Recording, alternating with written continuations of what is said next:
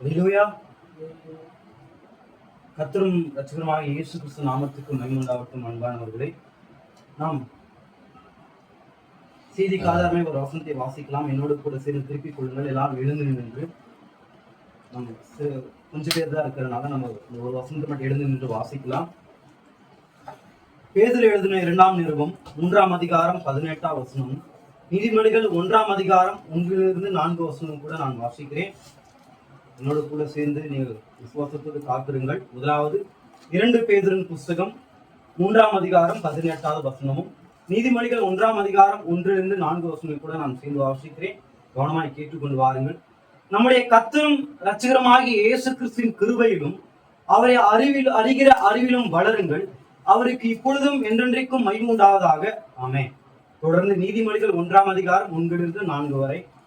தாவீதின் குமாரனும் இஸ்ரவேலின் ராஜாவாகிய சாலமோனின் நீதிமொழிகள் இவைகளால் ஞானத்தையும் போதகத்தையும் அறிந்து புத்திமதிகளை உணர்ந்து விவேகம், நீதி, நியாயம், நிதானம் என்பவைகளை பற்றிய உபதேசத்தை அடையலாம்.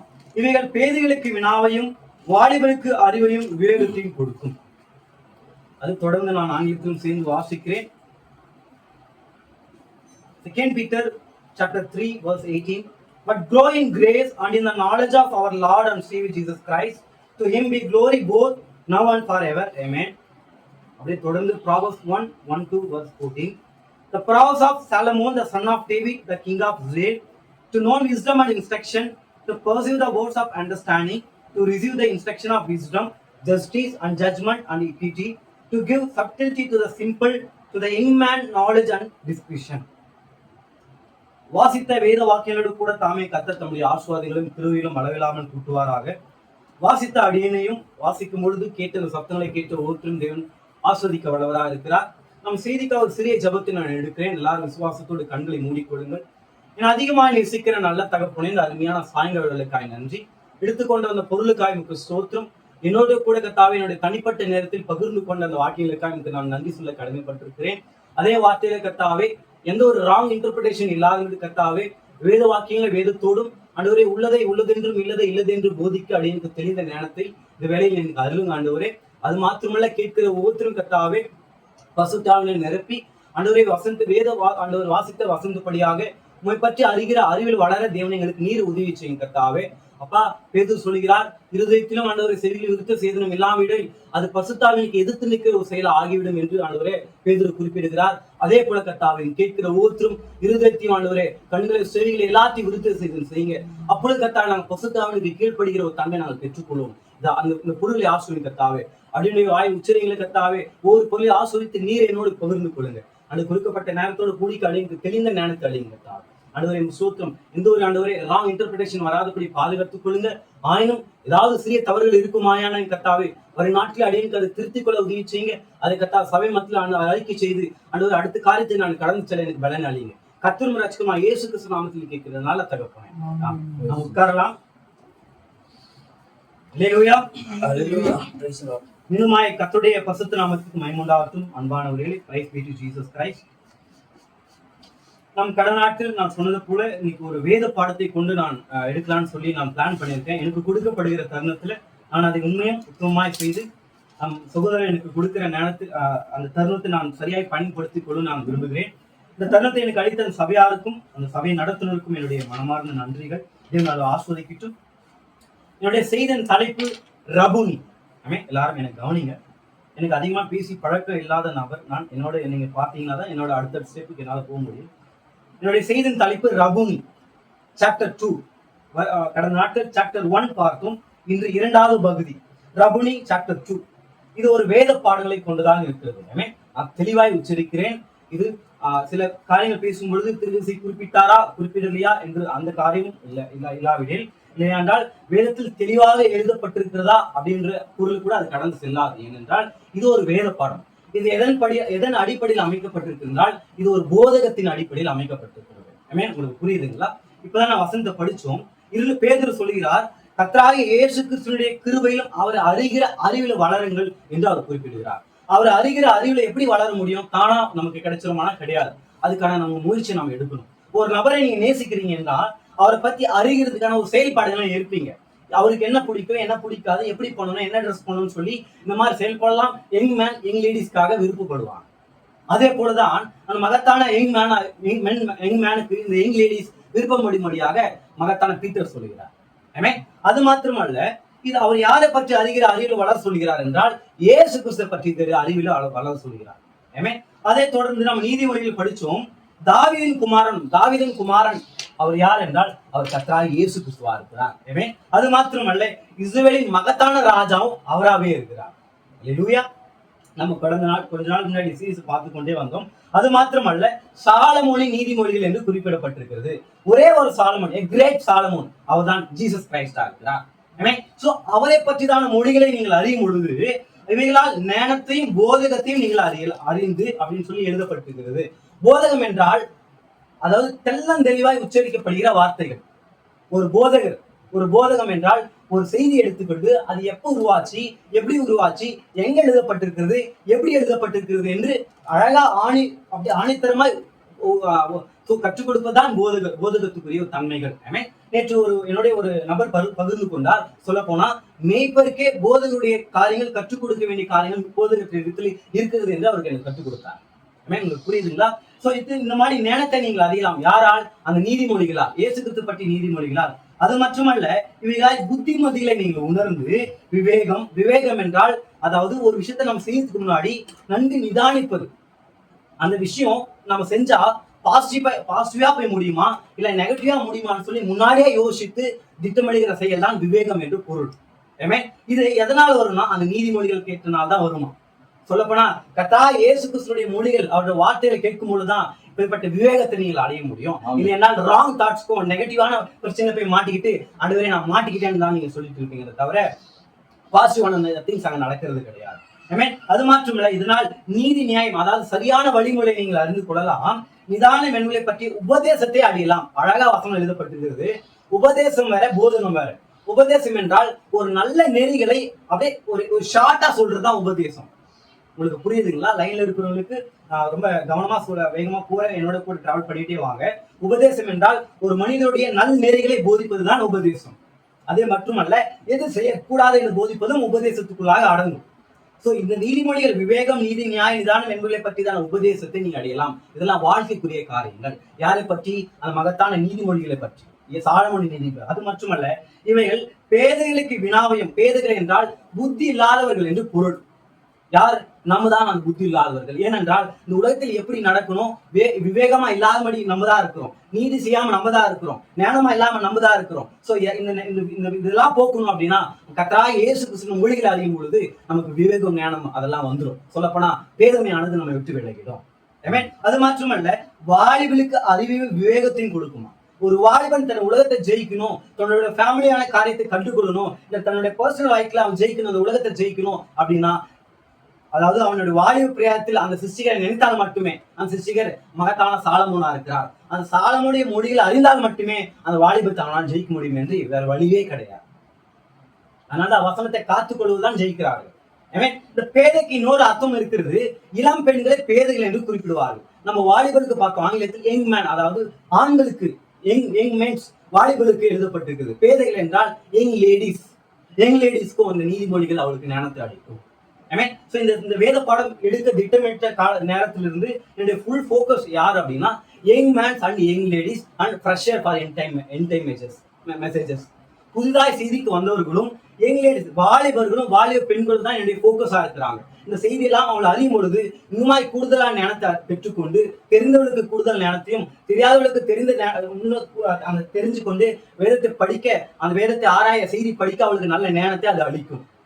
அது மாத்திரமல்ல, எல்லாருக்கும் புரியுன்றது என்னோட கண்ணோட்டம் தான். இதனால் உங்களுக்கு என்ன உபயோகம் இருந்தால் எனக்காக நீங்க ஜெபித்துக் கொள்ளுங்க. வரும் நாட்டில் பெரிய காரியங்களை நம்ம பார்த்து கொண்டே போகலாம். சரி, நம்ம கடந்த நாட்களில் உபதேச புஸ்தகத்தை பார்த்தோம். கிட்டத்தட்ட 66 புஸ்தகங்கள் எழுதப்பட்டிருக்கிறது. 66 புஸ்தகத்துல, அதாவது பழைய ஏற்பாட்டுல தீர்க்கதரிசன புஸ்தகங்கள் என்று ஒரு புஸ்தகம் இருக்குது. அது 2ஆ பிரிக்கலாம். ஒன்று பெரிய தீர்க்கதரிசிகள், இன்னொன்று சிறிய தீர்க்கதரிசிகள் குறிப்பிட்டேன். கடந்த நாட்டில் பேசப்பட்ட சில விஷயத்தை நான் திரும்பமா உச்சரிக்கிறேன். ஏன்னா கடந்த நாட்டில் நான் ரொம்ப ஓரலா தான் சொன்னேன். பெரிய தீர்க்கதரிசி என்றால் அவருக்கு கொடுக்கப்பட்ட செய்தி மட்டும் சொல்லிட்டு போயிட்டேன்.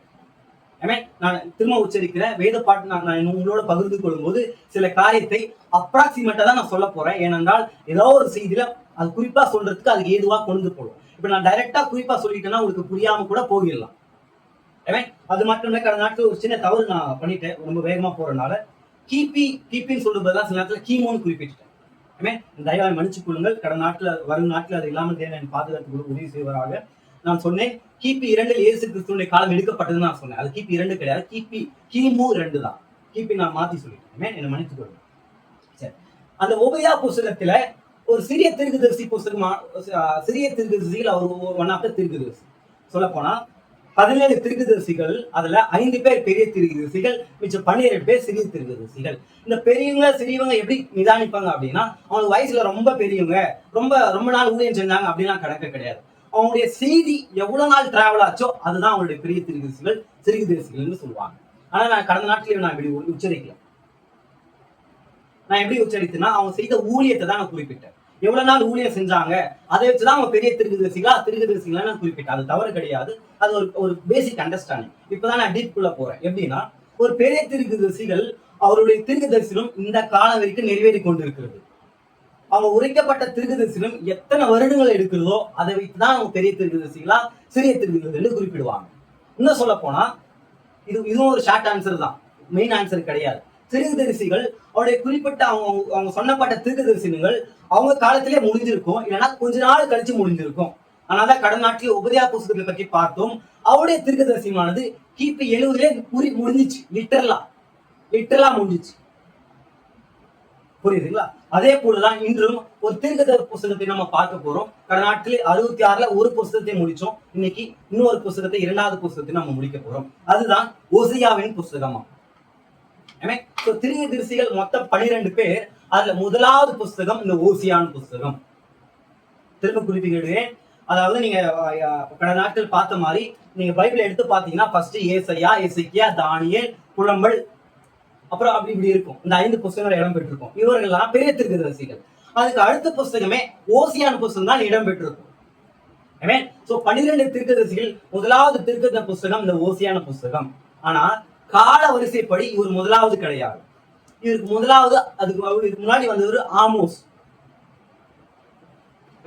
அதாவது கால கிரோனாலஜிக்கல் ஆர்டர் படி நம்ம வேதத்தை படிக்கிறவங்களுக்கு ஈஸியா புரியறதுக்காக தேவ ஆவியை கொண்டு 40 பேர் அழகா தேவன் ஆவியான தொகுத்து வச்சிருக்கிறார், ஈஸியா புரியறதுக்காக. இதுல நம்ம பார்க்கிற இந்த புஸ்தகம் ஓசியாவின் புஸ்தகமா இருக்கிறது. இந்த ஓசியாவின் புஸ்தகம், இந்த ஓசியாவை எழுதினவர் யார் என்றால் இந்த ஓசியா தீர்க்கதரிசி தான். அடுத்து இவருடைய காலம், இவர் எப்போ இந்த பிரசங்கம் எப்போ இவருடைய ஊழியத்தை செஞ்சார் என்றால் கிறிஸ்து பிறப்பதற்கு முன்பாக 750 இருந்து இல்லைன்னா 712 வரைக்கும் இந்த காலகட்டத்தில் அவர் வாழ்ந்திருக்கலாம் என்று அப்ராக்சிமேட்டா சொல்றாங்க. கரெக்டா எக்ஸாக்டா கிடையாது, குறிப்பாக அல்ல. திரும்ப உச்சரிக்கிறேன். இயேசு கிறிஸ்து பிறப்பதற்கு முன்பாகவே 750க்கு முன்பாகவே இவர் வாழ்ந்து தீர்க்கதரிசனம் உரைத்திருக்கிறார் என்று எழுதப்பட்டிருக்கிறது. இன்னும் சொல்ல போனா கடந்த நாட்கள் சொன்னேன், தேசம் 2ஆக பிரிஞ்சிச்சு. மேல வடக்கு தேசமும் கீழே தெற்கு, வடக்கு இஸ்ரேலும் கீழே யூதேயாவும் பிரிஞ்சிச்சு. மேல வடக்கு தேசம் அசிரியர்களால் சிறைப்பட்டுக்கு போயிடுச்சு. அப்போனா கிமு 722 வருடத்தில் சரியாக கொண்டு போச்சு. 722ல சரியாக கொண்டு போகப்பட்டுச்சு. அதுக்கு முன்னாடி கிட்டத்தட்ட 30 வருஷத்துக்கு முன்னாடி வாழ்ந்தவர் தான் இந்த ஓசியா. ஏறக்குறைய கரெக்டா சொல்ல முடியாது, 26 27 வருடங்கள் ஆகும். நான் ஏறக்குறைய 30 வருடத்துக்கு முன்பாகவே உரைக்கப்பட்டதான் இந்த ஓசியாவின் தீர்க்கதரிசன புஸ்தகம். இவரோட பேர் வந்து ஓசியா. ஓசியா என்றால் ரட்சிப்பு என்று அர்த்தம். ஓசியா என்றால் என்ன? ரட்சிப்பு என்ற அர்த்தம். ஏனால் இந்த ஓசியாவை 2ஆக பிரிக்கலாம். ஓசி யா அப்படின்னு சொல்லுவாங்க. யா என்றால் யாவே என்று பொருள். உங்களுக்கு புரியுதுங்களா?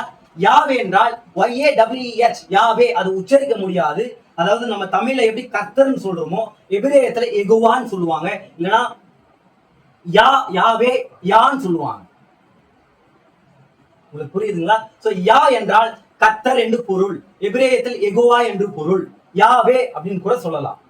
ஓசியா என்றால் ரட்சிப்பு என்று பொருள், கர்த்தருடைய ரட்சிப்பு என்று பொருள். இதே போல யாழ் முடிகிற சில வார்த்தைகள் ஏசாயா, எரேமியா, அப்புறம் செப்பனியா, மல்கியா, எலியா, இவ்வளவு யாலே முடியும். யா என்றால் கர்த்தர் என்று பொருள், இல்லைன்னா யாவே யா என்று அர்த்தம். உங்களுக்கு புரிஞ்சதுங்களா? இதை தொடர்ந்து இவர் எந்த தேசத்துக்கு தீர்க்க தரிசனம் உரைச்சார் என்றால், மேல இஸ்ரேல் தேசத்துக்கு தான் இவர் தீர்க்க தரிசனம் உரைச்சார். லைன்ல இருக்கிறவங்க என்னோட கூட டிராவல் பண்ணுங்க. உங்களுக்கு இந்த பிடிஎஃப் இந்த பிக்சர்ஸ் எல்லாம் உங்களுக்கு வாட்ஸ்அப்ல அனுப்பிச்சிருக்கிறேன். நேரில் இருக்கிறவங்களுக்கு வரைபடம் இருக்குது. லைன்ல மேபி நீங்க கேட்டுட்டே பாக்குறீங்க. அந்த அந்த அந்த காரியங்கள் தெரிஞ்சிருந்தால் என்னோட கூட டிராவல் பண்ணிட்டே வாங்க. வரைபடத்துல முதலாவது வரைபடம் நேரில் இருக்கிறவங்க கவனிங்க. அதாவது பச்சை கலர் இடம் பெற்றிருக்கும், இஸ்ரவேல் என்று குறிப்பிட்டிருக்கும். இந்த மேல தேசத்தில் பிறந்து வாழ்ந்து அங்கே தீர்க்கதரிசனம் உரைச்சுவதுதான் இந்த ஓசையா.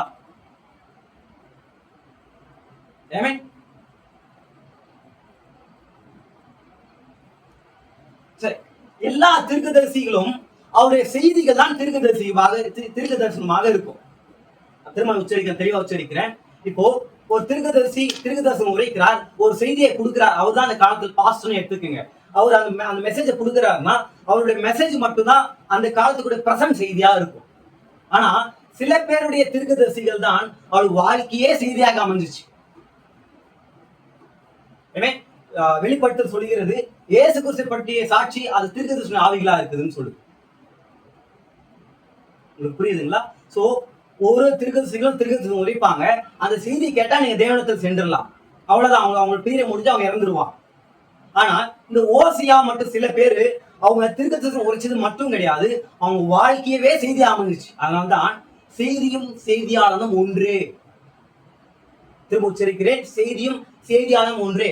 அது போல் வந்தவர் தான் நம்முடைய சகோதரர் வில்லியம் மரியன் பிரணாம் அவர்கள். அவரு பிரசங்கித்த செய்தி மாற்றம் கிடையாது, அவர் வாழ்ந்த வாழ்க்கையே ஒரு செய்தி தான். புரியுதுங்களா? சோ நான் செய்திக்கு வந்த புதுசுல எனக்கு ஒழுங்கா கற்றுக் கொடுத்தது, சபைக்கு நல்ல உடைகளை கொண்டு போட்டு போகணும்னு சொல்லி கற்றுக் கொடுத்தாங்க. ஏனென்றால் அதை அவர் தீர்க்கதரிசி செஞ்சாராம். அவர் உடை போடலாம், அவர் குறிப்பிட்டு ஏற மாட்டார், சர்ச்சைக்கு போக மாட்டார் அவர் ஒரு இடத்துல. சோ அப்படி கற்றுக்கொடு. அதனால என்ன சொல்ல வரேன்னா, அவர் செய்தியும் செய்தியாளரும் அவர் வாழ்க்கை வாழ்றாரு பாத்தீங்களா, சில விஷயத்த செய்வார், அதுவே நமக்கு செய்தியா இருக்கும். அது போல வந்தவர் தான் இந்த ஓசியா தீர்க்கதரிசி. இவரோட வாழ்க்கையா ஒரு செய்தியா அமைஞ்சிச்சு. இந்த ஓசியா புத்தகத்தை பற்றி நான் ஒரு சின்ன ஆன்லைன் ஸ்டோரியை நான் சொல்றேன்.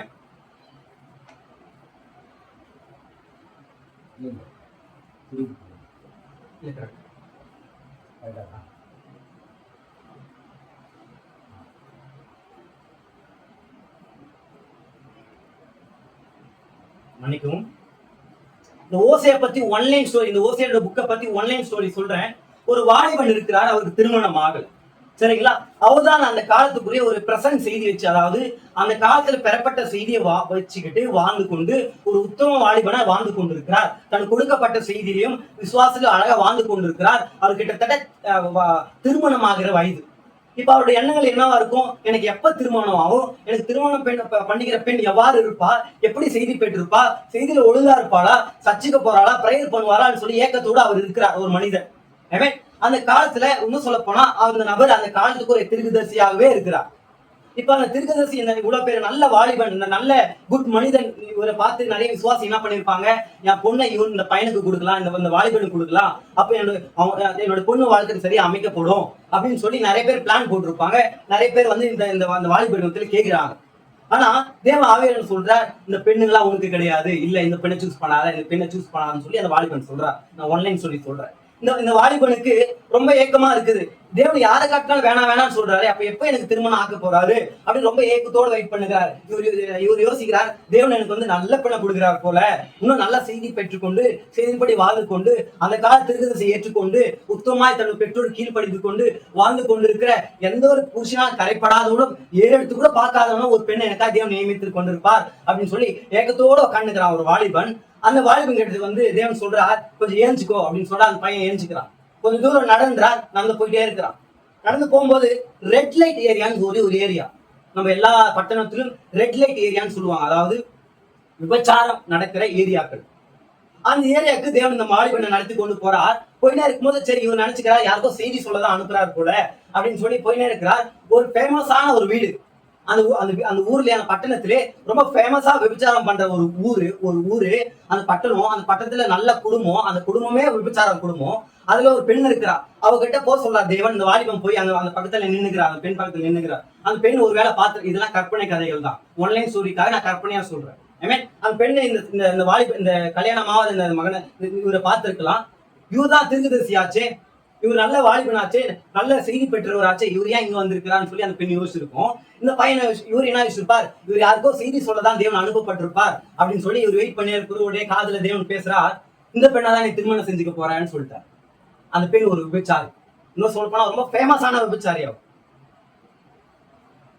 இந்த இவரும் தேவன் வார்த்தைக்கு கீழ்ப்படிந்து கல்யாணம் பண்ணிக்கிறார், குழந்தைகளை பெற்றெடுக்கிறார். இதுதான் இந்த ஓசியான புஸ்தகத்தோட ஒன்லைன் ஸ்டோரி. இதுதான் இந்த புஸ்தகத்துடைய ஒரு வரி கதை. இது கேட்க எவ்வளவு கேவலமா இருக்குது இந்த கதை. இதுதான் இந்த புஸ்தகத்துல இடம் பெற்றிருக்கும். நாம் திருப்பிக் கொள்ளலாம்.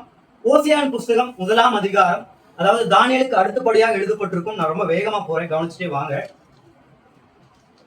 ஓசியான் புஸ்தகம் 1ஆம் அதிகாரம் எடுத்துக்கொள்ளலாம். அது தானியேலுக்கு அடுத்தபடியாக இருக்கும் 1049வது பக்கம்.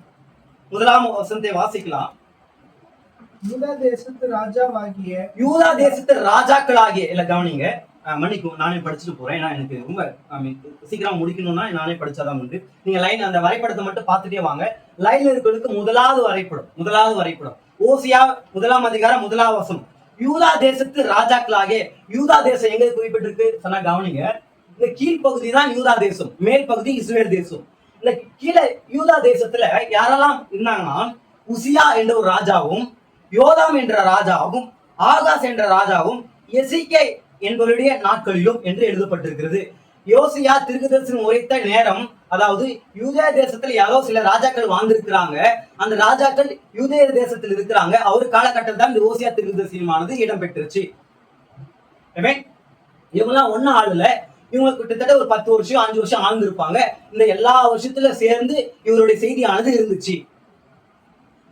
இவர் நான் அடிக்கடி சொன்னேன், இவருடைய தீர்க்கதரிசி, இவர் இஸ்ரேலுக்கான தீர்க்கதரிசி. இவர் இஸ்ரேல் தேசத்தில் பிறந்து அந்த நாட்டுக்காக தீர்க்கதரிசி உரைத்தவர் தான் இது ஓசையா. இவர் வாழ்ந்த காலத்தை கரெக்டா குறிப்பிடுறதுக்காக தேவ பரிசுத்தவான் தெளிவா எழுதி வச்சிருக்கிறார். யூதா தேசத்துல எசேக்கியா, உசியா, ஆகாஸ், யோராம் அப்படிப்பட்ட ராஜாக்கள் வாழ்ந்த நேரத்திலையும், அதே போல மேல யோவாசின் குமாரனாகிய எசேலின் ராஜாவாகிய எரோபியாம் என்பவரின் நாட்களிலும் பேரின் குமாராகிய ஓசியாவுக்கு உண்டான கர்த்தருடைய வசனம். இந்த வசனம் கவனிங்க, இல்லைன்னா புரியாது. நான் இன்னைக்கு எடுத்துக்கொண்டு வந்த ரொம்ப ஷார்ட் தான். ரொம்ப நான் பெருசா எடுக்கலாம் பிளான் போனேன், ஆனா ரொம்ப அதிகமா டைம் எடுத்ததுனால இந்த 1ஆம் அதிகாரத்தை பார்த்து முடிச்சிடலாம். இன்னும் சொல்ல போனா 1ஆம் அதிகாரம் 1 - 5 வசனம் தான் என்னுடைய செய்தி. இந்த 45 நிமிடங்கள் செய்தியே 1 - 5 வசனங்கள் தான் செய்தியே. அதுல 5ஆவது வசனம் தான் மெயின் பார்ட், 4ஆவது வசனம். கீழே யூதேய தேசத்துல எசேக்கியா, யோராம், ஆகாஸ் என்பவர் ராஜாக்கள் வாழ்ந்திருக்கிறாங்க. அதாவது 3ஆம் வரைபடத்துல பாத்தீங்கன்னா நான் மார்க் பண்ணிருப்பேன், ரெட் கலர் மார்க் பண்ணிருப்பேன் பிடிஎஃப்ல, பிக்சர்ஸ்ல. இதுல ப்ளூ கலர் மார்க் பண்ணிருக்கேன் பாத்தீங்களா. உசியா, யோராம், ஆகாஸ், எசேக்கியா இந்த காலத்துல யூதேய தேசத்துல வாழ்ந்திருக்கிறாங்க. அப்போ உரைக்கப்பட்ட தீர்க்கதரிசி தான் இவர். யாருக்காக? இஸ்ரேல் தேசத்துக்காக. அப்ப இஸ்ரேலிலும் ஏதோ ஒரு ராஜா இருந்திருக்கணும்ல. அதுதான் இந்த தேசத்தை இஸ்ரேல் என்று குறிப்பிடப்பட்டிருக்கிறது தமிழ் வேதாகமத்துல. திரும்ப உச்சரிக்கிறேன், வசனம் சொல்லுது, இஸ்ரேலின் ராஜாவாகிய. இஸ்ரேல் என்றால் இஸ்ரேல் தேசத்தில் தான் இஸ்ரேல் என்று இன்னொரு பேரும் இருக்கிறது. இந்த தேசத்துல எரோபியாம் என்பவனின் நாட்களிலும், எரோபியான் ஒரு ராஜா இருந்திருக்கிறார். அந்த ராஜா நாட்கள் தான் இவர் தீர்க்கதரிசனம் உரைச்சார். இப்பதான் என்னோட செய்தியின் கோர் பாயிண்ட்க்கு நான் புஷ் பண்றவங்கள கவனிச்சுட்டு வாங்க. இந்த எரோபியாம் யார் என்றால், இந்த ஏரோபியம் இவருடைய பேர் வந்து 2ஆம் ஏரோபியாம் என்று குறிப்பிடுவாங்க. இந்த வரைபடம் 3ஆம் வரைபடத்துல பாருங்க, இந்த வடக்கிலிருந்து 10 கோத்திரங்கள் இந்த லெஃப்ட் சைடு ரைட் சைடுல 2ஆம் ஏரோபியாம் என்று எழுதப்பட்டிருக்கு. நான் தெளிவாக கடந்த நாட்கள் சொன்னதா ரிப்பீட் பண்ண போறேன். சாலமோன் காலகட்டத்துல சிவில் வார், உள்நாட்டு போர் ஒண்ணு நடந்துச்சு. அப்போ சாலமோன் ராஜ்யம் கிட்டத்தட்ட 12 கோத்திரங்களை கொண்டது. மேல 10ம் கீழே 2மாக பிரிஞ்சிச்சு. தேவன் தான் அதை பிரிச்சா. மேல 10ம் கீழே 2மா பிரிஞ்சிச்சு. கீழே ராஜ்யத்தை சாலமோனுடைய பையனான ரெகோபியாம் ஆளுகை செஞ்சார். வரிசையில் வர ரெகோபியாம். அதே போல் மேல ராஜ்யத்தை சாலமோனுடைய அதிகாரி தளபதியாகிய எகோபியாம் ஆளுகை செஞ்சார். உங்களுக்கு புரியுதுங்களா? திரும்ப உச்சரிக்கிறேன். கீழே யூதேயா தேசத்தை வரிசையில் சாலமோன் பையனான ரெகோபியாம் ஆளுகை செஞ்சார். மேல தேசத்தை அவனுடைய தளபதி, அவனுடைய அதிபதியாகிய எகோபியாம் ஆளுகை செஞ்சார். இப்ப குறிப்பிடப்படுகிற எகோபியாம் அல்ல, நான் சொல்றது முதலாவது எகோபியாம். இந்த எகோபியாம் சாலமோனுடைய ஊழியக்காரன். அவர்தான் இஸ்ரேலுக்கு என்ன ராஜாவாக, முதல் ராஜாவாக இருந்தார். அவர் தொடர்ந்து கிட்டத்தட்ட 14 ராஜாக்கள் தள்ளி வந்தவர் தான் இந்த ஏரோபியாம், 2ஆவது ஏரோபியாம். நான் கடந்த நாள் உச்சரித்தேன், அந்த காலத்துல பையன் அப்பா பேரு பையனுக்கும் பேரனுக்கும் வைக்கிறது வழக்கம். இப்ப என் பேர் மன்னிக்கும், என் பேர் ஜான், எனக்கு ஒரு மகன் பிறக்கிறார் என்றால் அவன் ஜான் 2 வைப்பாங்க. அவனுக்கு மகன் பிறக்கிறார் என்றால் ஜான் 3 வைப்பாங்க. சோ அந்த மாதிரி அந்த காலத்தில் வழக்கம் இருந்தது. இவனுடைய அப்பா தாத்தா பேர் எகோபியாம், அவன் சாலமன் ராஜ்யத்தில் வாழ்ந்தவன். அவனுடைய வம்சத்தில் வந்தனால இவன் பேர் 2ஆம் எகோபியாம் என்று குறிப்பிட்டிருக்கு. உங்களுக்கு புரியுதுங்களா? சோ கீழே எகோபியாம், மேல எகோபியாம் ஆளுகை செஞ்சார். இந்த முதலாவது வரைபடத்தை பாருங்க. தேசம் 2ஆக பிரிஞ்சிச்சு. எருசலேம் இடத்துல தான் தேவாலயம் இருக்குது. இந்த ஒட்டுமொத்த இஸ்ரவேலரும், அதாவது யூதேயாவும் இஸ்ரவேலும் சேர்ந்து இந்த எருசலேம் இடத்துல தான் ஆலயத்துக்கு சர்ச்சுக்கு வரணும். புரியுதுங்களா? இந்த எகோபியாம் மேல ஆட்சி செய்யறார், ரெகோபியாம் கீழே ஆட்சி செய்யறார். யூதியா இருக்கிற எல்லா ஜனங்களும் எருசலேமுக்கு போயிடலாம், ஏன்னா அவங்க ஊர்ல தான் அந்த ஆலயம் இருக்குது. ஆனா மேல இருக்கிற ராஜ்யத்தில் ஆளுகை ஜனங்க இந்த எருசலேமுக்கு தான் வர வேண்டியதா இருக்குது. சோ மேல ஆளுகை செய்யற எரோபியாம் என்ன பிளான் போடுறான், மேல இருக்கிற ஜனங்கள்லாம் இந்த எருசலேமுக்கு போனா இந்த ரெகோபியாம் ஆட்சிக்கு கீழே போயிடுவாங்க, அந்த ராஜகிட்ட போயிட்டு தன்னை அழிச்சிருவாங்கன்னு சொல்லி ஒரு பிளான் போட்டு என்ன பண்றான், மேல பகுதியில தான் என்ற ஒரு இடமும் கீழே பெத்தேல் என்று ஒரு இடம் இருக்கும். இந்த 2 இடத்துல ஒரு ஆலயத்தை நிறுவுறான், அதாவது கன்றுக்குட்டியை நிறுவுறான். அங்க நிரூபிட்டு இந்த மேல இருக்கிற இஸ்ரவேல் ஜனங்களுக்கு எல்லாம் சொல்றான், இந்த கன்றுக்குட்டி தான் உங்களை எகிப்திலிருந்து கொண்டு வந்துச்சு, சோ நீங்க எருசலேமுக்கு போக அவசியம் கிடையாது, இங்கே நீங்க ஆராதிங்க அப்படின்னு சொல்லி இந்த திசையை திருப்பிட்டான். இதுதான் மகத்தான தப்பு இடம்பெற்ற சம்பவம். இஸ்ரேல் தேசத்துல பெரும்பாலான தப்பு. இதுக்கப்புறம் வருகிற எல்லா ராஜாக்களும் இவனுடைய பேர் வச்சுதான் இவன் வழிகள் நீ வந்த, உன் அப்பா போல செஞ்ச, உன் அப்பா போல செஞ்சு குறிப்பிடுகிற முதலாவது சொற்கள் இந்த இவனால் உருவாக்கப்பட்டதுதான். உங்களுக்கு புரியுதுங்களா? கீழே யூதேயா தேசத்துடைய தலைநகரம் எருசலேம், இஸ்ரேலுடைய தலைநகரம் சமாரியா. உங்களுக்கு புரியுதுங்களா? சோ மேல தானியும் பெத்தேல நிறுவுறான். அது மட்டுமல்ல, கூடார பண்டிகை கிட்டத்தட்ட 7ஆவது மாதத்துல அவங்களுக்கு வரும். அதை மாற்றி 8ஆம் மாதத்துல வச்சு அதை வழிபட ஆரம்பிச்சுட்டான். அது இன்னும் அது கொஞ்ச நாள் வரை தொடர்ந்துச்சு. இப்படிப்பட்ட தேவனுடைய வழிமுறை சட்டங்களை மாற்றி விபச்சாரத்தை ஈடுபட்டு அடுத்தடுத்து வரேன் விக்கிரகளை உண்டு பண்ணி தேசத்தை ஜனங்களை திருப்பி போக வைத்த முதலாவது ராஜா இந்த எகோபியாம். உங்களுக்கு புரியுதுங்களா? சரி, இவனுடைய வம்சம் வருது, அவன் பையன் வரான். அப்படியே வந்தவர் தான் ஓம்ரி அப்படின்னு ஒரு ராஜா. அவர் தான் இந்த இஸ்ரேல் தேசத்தில் தலைநகரத்தை நிறுவினவர். அது வரைக்கும் இஸ்ரேல் தேச தலைநகர் இல்லாம தான் இருந்துச்சு. இந்த வரைபடத்தை பாத்தீங்கன்னா சமாரியா இடம் பெற்றிருக்கு. இதெல்லாம் ஏன் சொல்றேன்னு என் செய்திக்கு பின்னாடி புரியும் உங்களுக்கு. புரியுங்களா? அப்புறம் ஓமருடைய பையன் பேர் தான் ஆகாப் எசேபேல் பத்தி நமக்கு எல்லாருக்குமே தெரியும். இன்றைய செய்தி அதுதான். இந்த ஆகாப் என்ன பண்றான், அவன் இஸ்ரேல் தேசத்துல இருக்கிறான். அவனுடைய தேசம் இஸ்ரேல், சொல்ல போனா சமாரியா. இவன் மேல சீதோன் ஒரு இடம் இருக்கு பாத்தீங்களா, கிட்டத்தட்ட நம்முடைய அரசு உணர்த்துக்குரிய இந்த 5வது பகுதியில இந்த சீதோன் என்ன சீரு என்னன்னு சொல்லி நம்ம பார்த்தோம். அது அந்த ஒரு எச்சரிக்கையான கடந்து சென்றுச்சு. அங்கிருந்து யார் வந்தாங்கன்னா அன்னைக்கே குறிப்பிட்டேன், திரும்ப உச்சரிக்கிற இந்த சீதோன் தேசத்தில் ஒரு ராஜா இருந்தா, அவர் பேர் தான் ஏத்பாகால். சீதோன் தேசத்தின் ராஜா பேர் ஏத்பாகால். அவர் ஒரு விக்கிர ஆராதனைக்காரர். அவருடைய பொண்ணு தான் எசபேல். இவன் ஆகாப் என்ன பண்றான், இந்த எசபேலை, இந்த சீதோன் தேசத்தை பெண்ணை கல்யாணம் பண்ணிக்கிட்டு, இதெல்லாம் விபச்சாரம், அதாவது வேசித்தனங்கள் அதிகமா இருந்த இடங்கள். ஏனென்றால் இதெல்லாம் பினிஷியன் கோஸ்ட் என்று சொல்லுவாங்க. தமிழ்ல பெனிக்கியா, நீங்கள் புதிய பாட்டுல பெனிக்கியான்னு சில இடத்துல வாசிப்பீங்க. பெனிக்கியா என்றால் கடலோர பகுதிகளுக்கு குறிப்பிட்ட சொல். பினிஷியன் கோஸ்ட் சொல்லுவார்கள். அதாவது தீரு, சீதோன், ஜோப்பா பட்டலாம் எல்லாம் கடற்கரை பகுதிகள். எப்பவுமே பாவம் எங்க அதிகமா பெருகி இருக்கும் அப்படின்னா பட்டணத்தில் தான் பெருகும். நீங்க யாருமே தவறா எடுத்துக்காதீங்க. ஆஸ் பர் செய்தியின் படியாக வசன்படியா நான் சொல்றேன், பட்டணத்தில் தான் அதிகப்படியான பாவங்கள் இடம்பெறும். ஏனென்றால் அங்கதான் நிறைய கூட்டத்தார் கூடுவாங்க, நிறைய மொழிகள் சேர்ந்த ஜனங்கள் வருவாங்க, நிறைய அதாவது தொழில் அதிகமா நடக்கிற இடம், விபச்சாரங்கள் அதிகமா நடக்கிற இடம். ஏனென்றால் நான் இது ரொம்ப அடிப்படையான விஷயம், ஜாக்கிரதையாக உச்சரிக்கிற கவனம் புரிஞ்சுக்கீங்க. அநேக வியாபாரிகள் தன்னுடைய குடும்பத்தை விட்டு வியாபாரம் செய்ய பட்டணத்துக்கு வருவாங்க. சோ அவருடைய மாம்ச தேவைகளுக்காக இந்த மாதிரி தன்னுடைய வீட்டுக்கு திரும்ப செல்ல இயலாத சுச்சுவேஷன்ல இந்த மாதிரி விபச்சாரத்தில் ஈடுபட சூழ்நிலை அதிகமா ஏற்படும். சோ அப்படிப்பட்ட இடத்தில் வாழ்ந்தவன் தான் பிறந்தவன் தான் சீதோன் பட்டணத்தில் பிறந்த எசபேல். அப்படிப்பட்ட விபச்சார அந்த மாதிரி விபச்சாரத்தில் பிறந்த அந்த விக்கிரத்த ஆராதனையிலும் விபச்சாரத்தை இடம்பெற்ற அந்த இடத்துல ஆகா போய் கல்யாணம் பண்ணிக்கிட்டு இந்த தேசத்தை கூட்டு வந்து இந்த தேசத்தையே அப்படி ஆகிட்டான். சோ இந்த எரோபியாம் விக்கிர தொகுப்புல நிறுத்தி தேசத்தை பொல்லாங்க சிந்தனையில உண்டு பண்ணிட்டான் இல்லைங்களா? சோ அப்பவே தேவன் சொல்லிட்டார், நீ இப்படிப்பட்ட விஷயத்த செஞ்சனால உன்னுடைய உன்னுடைய உன்னுடைய வம்சத்துல வரவங்கலாம் பட்டணத்துல செத்தாங்கன்னா நாய்கள் தின்னும், அதோட ரத்தத்தை நக்கும். வெளியே செத்தாங்கன்னா பறவைலாம் மாம்சத்தை சாப்பிடும்னு சொல்லி அப்பயே எச்சரிப்பு செய்தியை கொடுத்துட்டார். சோ நல்லா தெளிவா உச்சரிக்கிறேன். யூரோப்பிய வம்சத்துல அவருடைய ஸ்தானத்துல யார் ராஜா வந்தாலும் பட்டணத்துல செத்தாங்கன்னா நாய்கள் தின்னும், வெளியே செத்தாங்கன்னா ஆகாயத்தை பறவைகள் தின்னும். திரும்ப உச்சரிக்கிறேன். அதாவது செய்திக்குள்ளாக இருக்கும் பொழுது நீங்க காப்பாற்றப்படுவீர்கள். செய்தியை விட்டு மறிக்கும் பொழுது உங்களுடைய மாம்சத்தை நாய்கள் தின்னும். இல்ல நீங்க பட்டணத்தை அவுட் ஆஃப் த ஃபீல்டு போயிட்டீங்கன்னா ஃபவுல்ஸ் ஆஃப் த ஏர்கள் தின்னும். எங்க நான் வெளிப்படுத்த நினைச்சிட்டேன். உங்களுக்கு புரிஞ்சுதுங்களா? புரியலன்னா வருகிற நாட்கள் நான் அதை விளக்குறேன்.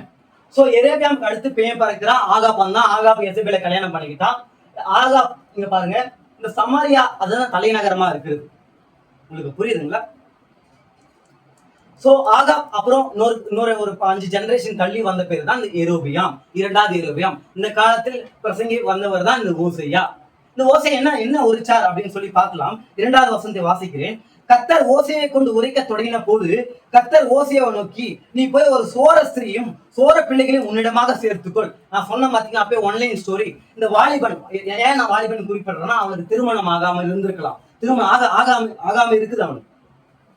சோ இந்த திருமணமாகாத இந்த வாலிபனுக்கு சொல்ல போனா அந்த காலத்து கூட தீர்க்கதரிசி அவர். அந்த டைம் என் டைம் மெசேஜ் பெற்றவர் அவர். என் டைம் கரெக்டாக உச்சரிக்காங்க. என் டைம் அந்த காலத்து கூட என் டைம் செய்தி பெற்றவர் அவர். அந்த செய்தி பிடிச்சா அவர் ராப்சர்ல போய் அந்த தேசத்துக்கு ராப்சர் அந்த காணக்கூடாத உலகத்துக்கு போற வழி அவர் பெற்றிருந்தவர். இப்படிப்பட்ட வாழ்ந்த வாலிபன் எத்தனை பெண்கள் அவரை தேடி வந்திருக்கலாம், எத்தனை விசுவாச குடும்பத்தார் வந்து பொண்ணு கேட்டிருக்கலாம். இதெல்லாம் தேவன் அங்கீகரிக்காம இவர் என்ன சொல்றார்? தேவன் சொல்றார், நீ போ, அப்படியே நடந்து போ, ஒரு விபச்சார வீடு இருக்கும், ஒரு வீடு இருக்கும்.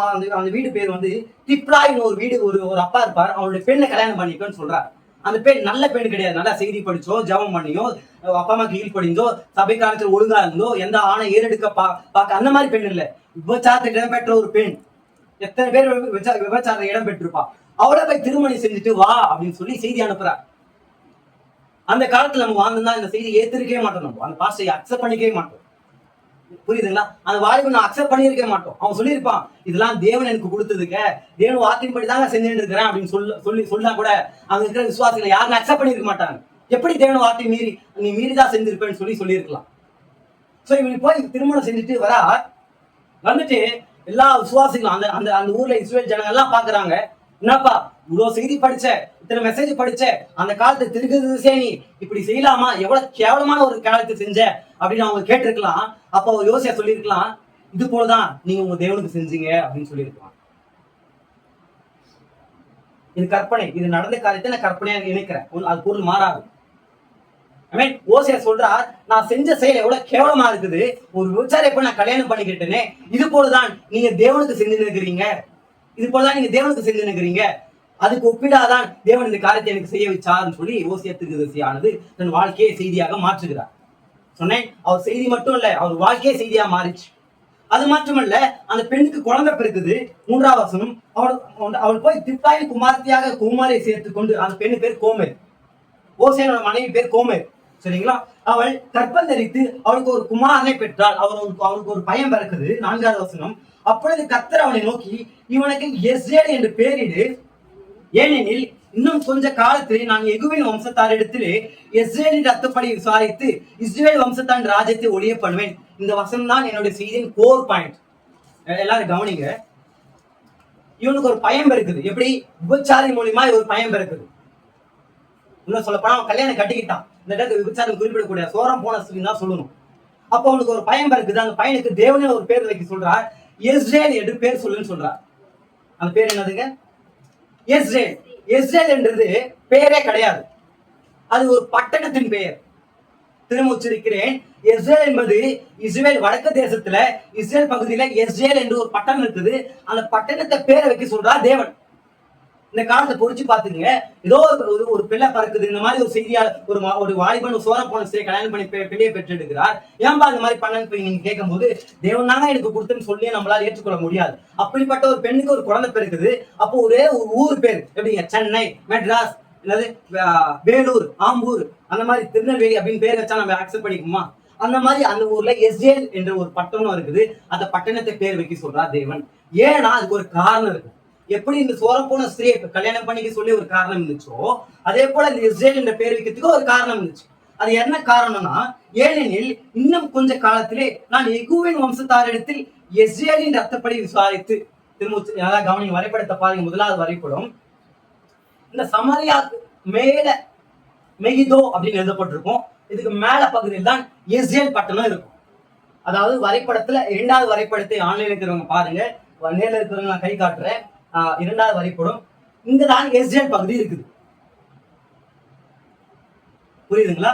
தேவன் எதுக்கு அவர் பேர் வைக்க சொல்றாரு என்றால், இது கொஞ்சம் தள்ளி பாத்தீங்கன்னா இஸ்ரேல் பள்ளத்தாக்குன்னு ஒரு இடம் இருக்குது. பள்ளத்தாக்கு என்றால் உயரமான 2 பகுதிகள் நடுவாக அமைக்கப்பட்ட சமவெளி தான் பள்ளத்தாக்கு என்று குறிப்பிடுவாங்க. அங்க நீர் ஓடும், சில இடத்துல போர்கள் நடக்கும், டென்ட் கட்டுவாங்க, எல்லாம் அந்த சமமான ரொம்ப டவுனான பிளேஸ். அதுதான் தேவன் சொல்றார் அவனுக்கு எஸ்ரேல் பேர் வை. ஏன்னா இந்த எஸ்ரேல் பள்ளத்தாக்குல ஒரு விஷயம் நடந்துச்சு, அதனால அவங்ககிட்ட நான் ரத்தப்படி அவங்ககிட்ட கணக்கு கேட்க போறேன் அப்படின்னு சொல்லி சொல்றார். இந்த எஸ்ரேல் பள்ளத்தாக்குல என்ன நடந்துச்சுன்னு சொல்லி நான் போறேன். நம்ம ஆகா பத்தி சொன்னோம். ஆகா இந்த சமாரியா இங்க பாருங்க, இதுல இங்க போட்டிருக்கோம். இந்த 2வது வரைபடத்துல சமாரியா இங்க இருக்குது. இந்த ஜூம் பண்றதுனால கொஞ்சம் தூரமா தெரியும் உங்களுக்கு, ஆனா இதெல்லாம் பக்கம். சமாரியா கொஞ்சம் தூரம் இருந்தா இஸ்ரேல் இருக்கும். இந்த இடத்தில் ஆகா கணக்கெண்டு ஒரு அரண்மனையை கட்டுகிறார். எசபேலோட சேர்ந்து அரண்மனை கட்டுகிறாங்க. அது இந்த இஸ்ரேல் பள்ளத்தாக்கு நீரா இருந்துச்சு. இந்த இஸ்ரேல் பள்ளத்தாக்குல ஒரு தோட்டம் இருந்துச்சு. அவர்தான் 1 ராஜாக்கள் 21ஆம் அதிகாரம் எடுத்துக் கொள்ளுங்கள்.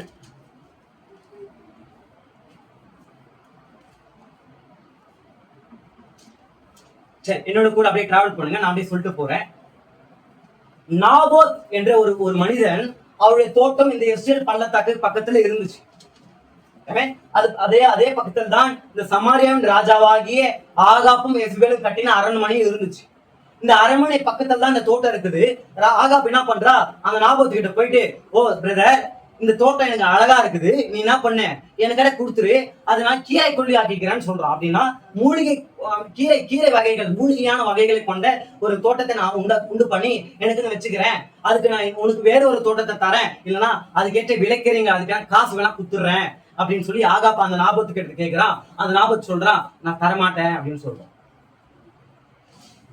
1 ராஜாக்கள் 21ஆம் அதிகாரம் 3ஆம் வசனம் சொல்லுது, நாபாத் ஆகாப்பை நோக்கி, ஆகாப் கேட்கிறான், இந்த மாதிரி கொடுத்துரு, அதுக்கான இன்னொரு தோட்டத்தை தரேன், இல்லைன்னா அதுக்கேற்ற விலைக்கேறத்தை கூட கொடுத்துடுறேன், எவ்வளவு வேலைனா கொடுத்துடுறேன், உங்ககிட்ட இருக்கிறத கொடுத்துரு அப்படின்னு கேட்கும் பொழுது அதுக்கு நாபாத் சொல்றான், நான் என் பிதாக்களின் சுதந்திரத்தை உனக்கு கூடாதபடி கர்த்தர் என்னை காப்பாற்றுவாராக என்றான்.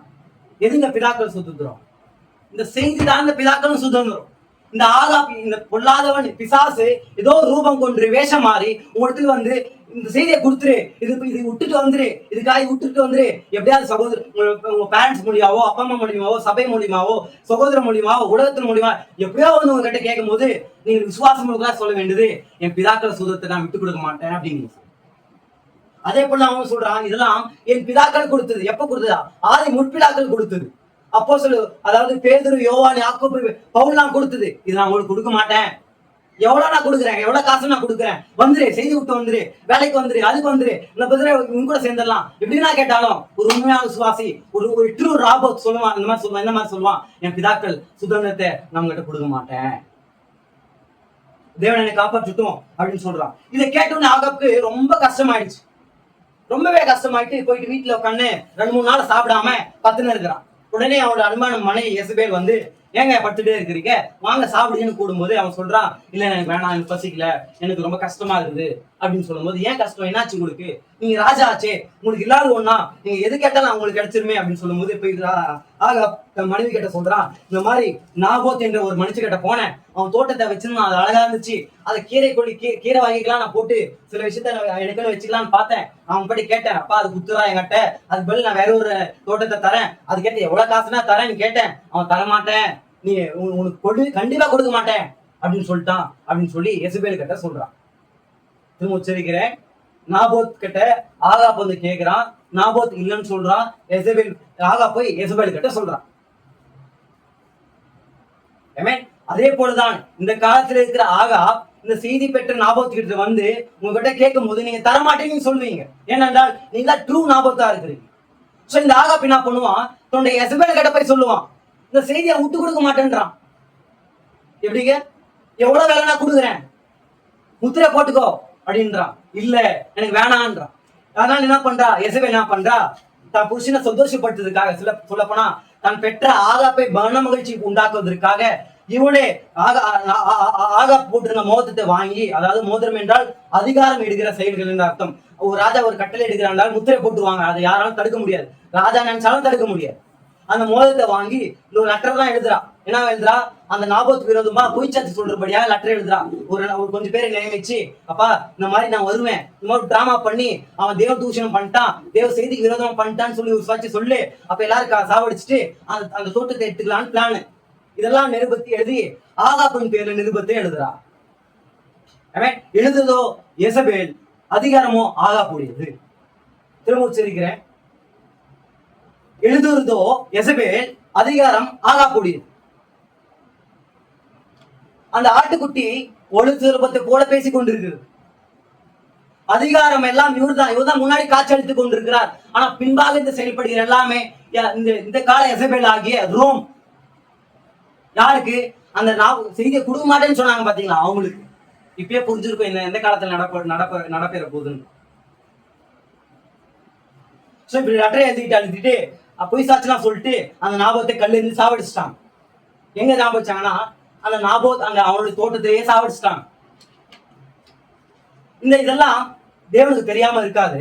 இவன் இந்த தோட்டத்தை வாங்கிட்ட எசபேல் ஆகாப் உடனே ரொம்ப சந்தோஷமாயிட்டான். தன் மனைவி வாங்கி வந்து கொடுத்ததுனால ரொம்ப சந்தோஷமாயிட்டு ரொம்ப ஜாலியா இருக்கிறாங்க, அரண்மனை இருக்கிறாங்க, கழிப்பு சந்தோஷம் விருந்து வச்சுருக்கிறாங்க. தேவன் ஒரு செய்தியான கொண்டு போயிட்டு, எப்பா இதெல்லாம் யாருக்கு தெரியாது நினைச்சுன்னு இருக்கிறியா? நீ இன்னும் பள்ளியறையில் நடக்கிறதெல்லாம் யாருக்கு தெரியாத நினைச்சுன்னு இருக்கிறியா? இந்த மாதிரி காரியத்தெல்லாம் செஞ்சியே அப்படின்னு சொல்லி ஒரு எலியாவின் ஆவி அங்க போய் சொல்லிச்சு.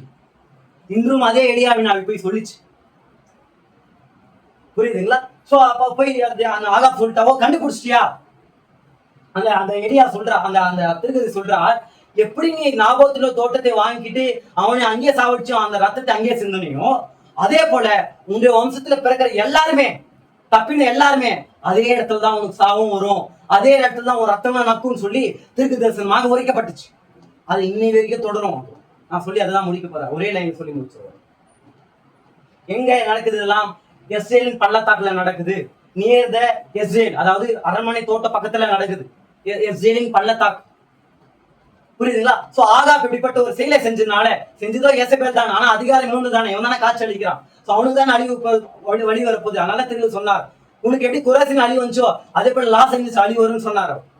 இப்ப எல்லாருமே ட்ரம்ப் வந்த புதுசுல எல்லாரும் பைபிள் வாசிக்கணும் அப்படி பண்ணணும் எல்லாருமே. சொல்ல போனா இப்போ ஒரு நபர், நான் குறிப்பிடல, ஸ்தாபனத்துல அதிகமா என் டைம் மெசேஜ் பேசுற ஒரு நபர் என்ன சொல்றாரு, அவர் வந்து பெருமையா சொல்றாரு. பாத்தீங்களா, இந்த ட்ரம்ப் வந்து வசந்தெல்லாம் படிக்க சொல்றாரு, எவ்வளவு நல்ல ஒரு தேவன் தான் ஏற்படுத்தினாருன்னு சொல்றாங்க. இதெல்லாம் போலிகள், அந்த வலு சர்வத்தின் ஆவிகள். இதெல்லாம் ஆனா ஆட்டுக்குட்டி எப்படி இருந்துச்சுன்னா 2 கொம்புகளை வச்சு இருந்துச்சு.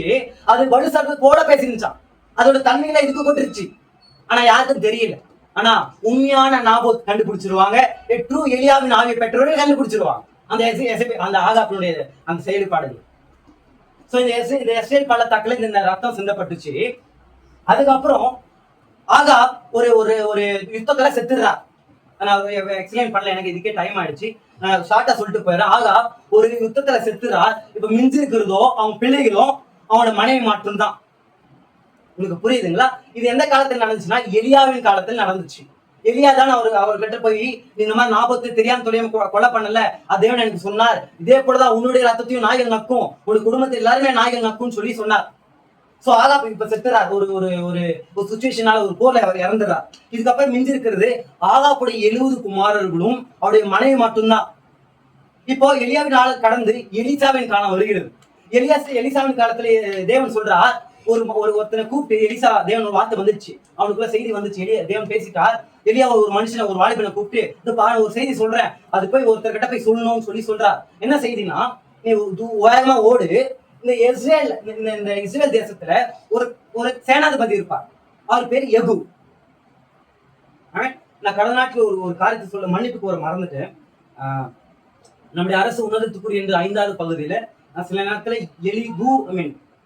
எலிகூன்ற பதிலாக யெகூ என்று குறிப்பிட்டு கொண்டே இருந்தேன். ஏதாவது நபர்கள் நீங்க போய் தேடி பார்த்து கிடைக்கலாம், எனக்கு தயவு செஞ்சு மன்னிச்சுக்கோங்க. நான் அதை கவனக்குறைவால அதை நான் செய்துவிட்டேன். வரும் நாட்கள் அதை செய்யாமல் என் பாதுகாத்து கொடுத்தேன். இப்போ எகோபயம் எகோபயம் எரோபயம் ரெகோபயம் ரெகோபயம் எகோபயம் எரோபயம் எகோபயம் எரோபயம். ஓகே, எரோபயம். சரி, மன்னிச்சுக்கோங்க. சோ எலிகு என்பது எகு நான் குறிப்பிட்டேன். ஆனா இப்ப பாக்குறது எகு தான். சரிங்களா? நல்லா கவனிங்க. வசனத்துல 2 ஏசாயாக்கள் ஓசியா இருப்பாங்க, குழப்பிக்க வேண்டாம். இப்ப நாம் சொல்லி பேசிக் கொண்டிருப்பதோ ஓசியாவின் புஸ்தகம். இந்த இஸ்ரேல் தேசத்துல கடைசியா வந்த ராஜா பேரும் ஓசியா தான். நீங்க படிக்கும்போது கன்ஃபியூஸ் ஆயிடாதீங்க. அது மட்டும் கிடையாது. எலிசா ஒரு பையனை கூப்பிட்டு இந்த எகு கிட்ட ஒரு செய்தி சொல்ல அனுப்புப்பாரு. என்ன செய்தினா, அந்த சேனாதிபதி கழிச்சிட்டு வந்து, இது பார்ப்பா, உன்னை இந்த இஸ்ரேல் தேசத்துக்கு ராஜாவா அபிஷேகம் பண்ண போறேன், நீதான் ஆளுகை செய்ய போற, நீ உத்தமா வாழ்ந்தேனா இந்த வம்சம் எல்லாமே அந்த ஆட்சி செய்யும், இல்லைன்றால் நீ வேற மாதிரி ஏதாச்சும் காரியம் செஞ்சுனா நீயும் அழிஞ்சு போயிடுவேன் அப்படின்னு சொல்லி செய்தி அனுப்புறார் எலிசா. அப்படி எலிசாவால் அபிஷேகம் பண்ணப்பட்டவர் தான் இந்த எகு. இந்த எகு யார் என்றால் ஒரு படைத்தளபதி, இன்னும் சொல்ல போனா ஒரு சேனாதிபதி. யாருக்கு? இந்த இஸ்ரேல் தேசத்துல. கிட்டத்தட்ட ஆகாப்ப எசபேல் இந்த டேரக்டர். சோ இப்போ ஆகாப் செத்துட்டான், அவனுடைய பையன் ஆட்சி செஞ்சு நிற்கிறான். அந்த பையனை இந்த எகு போய் சாவடிச்சுட்டு, ஒரு சூழ்நிலை, இதெல்லாம் பெரிய கதை, நான் ஷார்ட்டா சொல்லிட்டு போறேன். நீ போய் சாவடிச்சிடறான். சாவடிச்சுட்டு இப்போ இந்த எகு என்ன பண்றான், இந்த இஸ்ரேல் பள்ளத்தாக்கு கிட்ட வரான். சொல்ல போனா இஸ்ரேல் இடத்துல வரான். இந்த இஸ்ரேல் இடத்துல தான் இந்த யாகாப்புடைய அரண்மனை இருக்குது. இந்த அரண்மனையில எசபேல் ஜன்னல் வழியா இன்னும் பார்த்துட்டு இருக்கிறான். இந்த எகு வரதை பார்க்கும்போது இந்த எசபேல் என்ன பண்றா, தன் முகத்தை வர்ண பூசி கொண்டு, தலையை சிங்காத்து கொண்டு, ரொம்ப அடல்ட்ரியான ட்ரெஸ்ஸை போட்டுக்கிட்டு அங்கிருந்து பார்த்துட்டு எகு வரதை பார்த்துட்டே இருக்கிறான். இவருக்கு வந்த உடனே ஒரு செய்தி சொல்லி கேட்க அனுப்புறா. என்னன்னா, சுக செய்தியா இல்ல ஏதோ ஒரு விஷயத்த கேட்கிறான். நான் ஷார்ட்டா புரியுதுக்கா சொல்றேன். ஒரு செய்தியை கேட்டு, நல்ல செய்தியான்னு கேட்டு அனுப்புறா. அந்த எகு என்ன பண்றார், அங்க போய் ஆகாப்புடைய குமாரனை அழிச்சிட்டு தன்னுடைய, அதாவது எஸ்ரேல் இடத்துக்கு வந்து அந்த அரண்மனை கிட்ட வரும்பொழுது எசபேல் ஜன்னல் வழியா அங்க வந்து பார்த்துட்டு இருக்கிறார். கீழே இருந்து எகு சொல்றார், அந்த எசபேல் பக்கத்துல கூட இருந்த சில பிரதானிகளா இருப்பாங்க, அவளை தள்ளி விட்டுருன்னு சொல்லி ஒரு செய்கை, ஒரு கமெண்ட் கொடுக்குறார். அதனால என்ன பண்றாரு, தள்ளி விட்டுறாங்க. தள்ளிடும் போது அந்த அரண்மனை சுவரிலே உளுந்து பிறண்டு அப்படியே பீஸ் ஆகி ரத்தமா தெரிஞ்சு கீழே உளுந்து செத்துடுறான். இது நடந்து கொஞ்ச நேரம் கழிச்சு இவங்களாம் போய் விருந்துலாம் சாப்பிட்டு, அதுக்கு பின்னாடி எது சொல்றார், என்னதான் ஒரு ராஜகுமாரத்தி, அவளை எடுத்துன்னு போய் அடங்கம் பண்ணுங்க அப்படின்னு சொல்லும் போது அந்த அடங்கம் பண்றதுக்கு எல்லாம் வராங்க. வரும்பொழுது பார்த்தா அவருடைய கை தலை ஓடு மட்டும் இருக்கிறத தவிர மிச்சம் எந்த உடம்பு காணும். ஏன்னா அங்க நாய் சாப்பிட்டுருச்சு, அந்த ரத்தத்தெல்லாம் நாய்க்கு நக்கிடுச்சு. இது எங்க நடந்துச்சுன்னா எஸ்ரேலில நடந்துச்சு. சொல்ல போனா நாபோத்தின் தோட்டத்தை பக்கத்துல நடந்துச்சு. புரியுதுங்களா? இப்ப நான் என்னோட பொருளே வந்துடுறேன். எஸ்ரேல் அரண்மனை பக்கத்துல நடக்குது. சோ இந்த மிஞ்சி இருக்கிற பக்கத்துல எடுத்துன்னு போயிட்டு இந்த எஸ்ரேல் பக்கத்து பள்ளத்தாக்குலயே போய் புதைச்சிடுறாங்க. ஏன்னா இவதான் நாபோத்தின் தோட்டத்தை எடுத்துவ. சோ அதனால நாபோத்தின் தோட்டத்திலே போய் வச்சிடுறாங்க. எலியாவின் திருக்குதரிசியான அந்த திருக்குதரிசி மாதிரி அங்கேயும் நிறைவேறிடுச்சு. புரியுதுங்களா? இப்போ எசபேலும் செத்துட்டா, ஆகாபும் செத்துட்டா. மிஞ்சி இருக்கிறதோ ஆகாபினுடைய குமாரர்கள் 70 பேர்கள். அவங்க எங்க இருக்கிறாங்க அப்படின்னா சமாரியால இருக்கிறாங்க. இப்போ இந்த எகு என்ன எங்க இருக்கிறார், எஸ்ரேல் பள்ளத்தாக்குல இருக்கிறார். இவர் ஒரு கமெண்ட்ரி, ஒரு சேவரில் சொல்லி அனுப்புறார். என்ன பண்றாருன்னா, தேவன் எனக்கு செய்தி கொடுத்தார் எலியா மூலியமாய், அதாவது முன்னாடியே கொடுத்துட்டார், அதை நான் நிறைவேற்ற போறேன். அதுக்காக என்ன பண்ணு, ஆகாப்புடைய 70 பேரை சாவடிச்சுட்டு அவனோட தலையெல்லாம் எத்துனுவாங்கன்னு சொல்லி கமெண்ட் கொடுத்து அனுப்புறார். இவங்க போயிட்டு அதை சமாரியால எல்லா தலையையும் வெட்டிட்டு அந்த தலையெல்லாம் எடுத்துட்டு வந்து இந்த பள்ளத்தாக்குல போட்டு படிச்சிடறாங்க. சோ எலியாவின் திருக்குதரிசனம், அதாவது இந்த எகு ஆகாப்புடைய வம்சத்தை, தேவனுடைய இந்த தேசத்தை மோசம் போக்கில, உபச்சாரத்திலும் வேசித்தனத்திலும் களவுகளிலும் மோசம் போக்கிற இந்த சந்ததியை எகுதான் வேறொரு அடுத்தது. எங்க? எஸ்ரேல் பள்ளத்தாக்கு. இதை நினைவு கூறும்படியாக இதுக்குதான் ஓசியன் மகனுக்கு எஸ்ரேல் என்று பெயரிட சொல்வார் தேவன். இப்போ ஓசியன் புஸ்தகத்தை நம்ம வந்து விடலாம். ஓசியை எடுத்துக் கொள்ளுங்கள். தானியேலுக்கு அடுத்த புஸ்தகம் 1049 பக்கம் 4வது வசனம். அப்பொழுது கர்த்தர் அவனை நோக்கி, என்னுடைய கூட டிராவல் பண்ணுங்க, இவனுக்கு எஸ்ரேல் என்று பேரிடு. ஏன் பேரிட சொல்றார்? இந்த எஸ்ரேல் ஏதோ ஒரு விஷயம் நடந்திருக்குது, அதை நினைவுபடுத்திருக்கா அவனுக்கு பேரிட சொல்றார். அடுத்து, ஏனெனில் இன்னும் கொஞ்ச காலத்துல நான் அப்படி ஸ்டாப் பண்ணுங்க, அப்படி நான் சொல்ல படிங்க. எகு வம்சம், இந்த இப்பதான் சொன்னேன் எகு யாரு, அவர் என்ன பண்ணான்னு சொன்னேன்.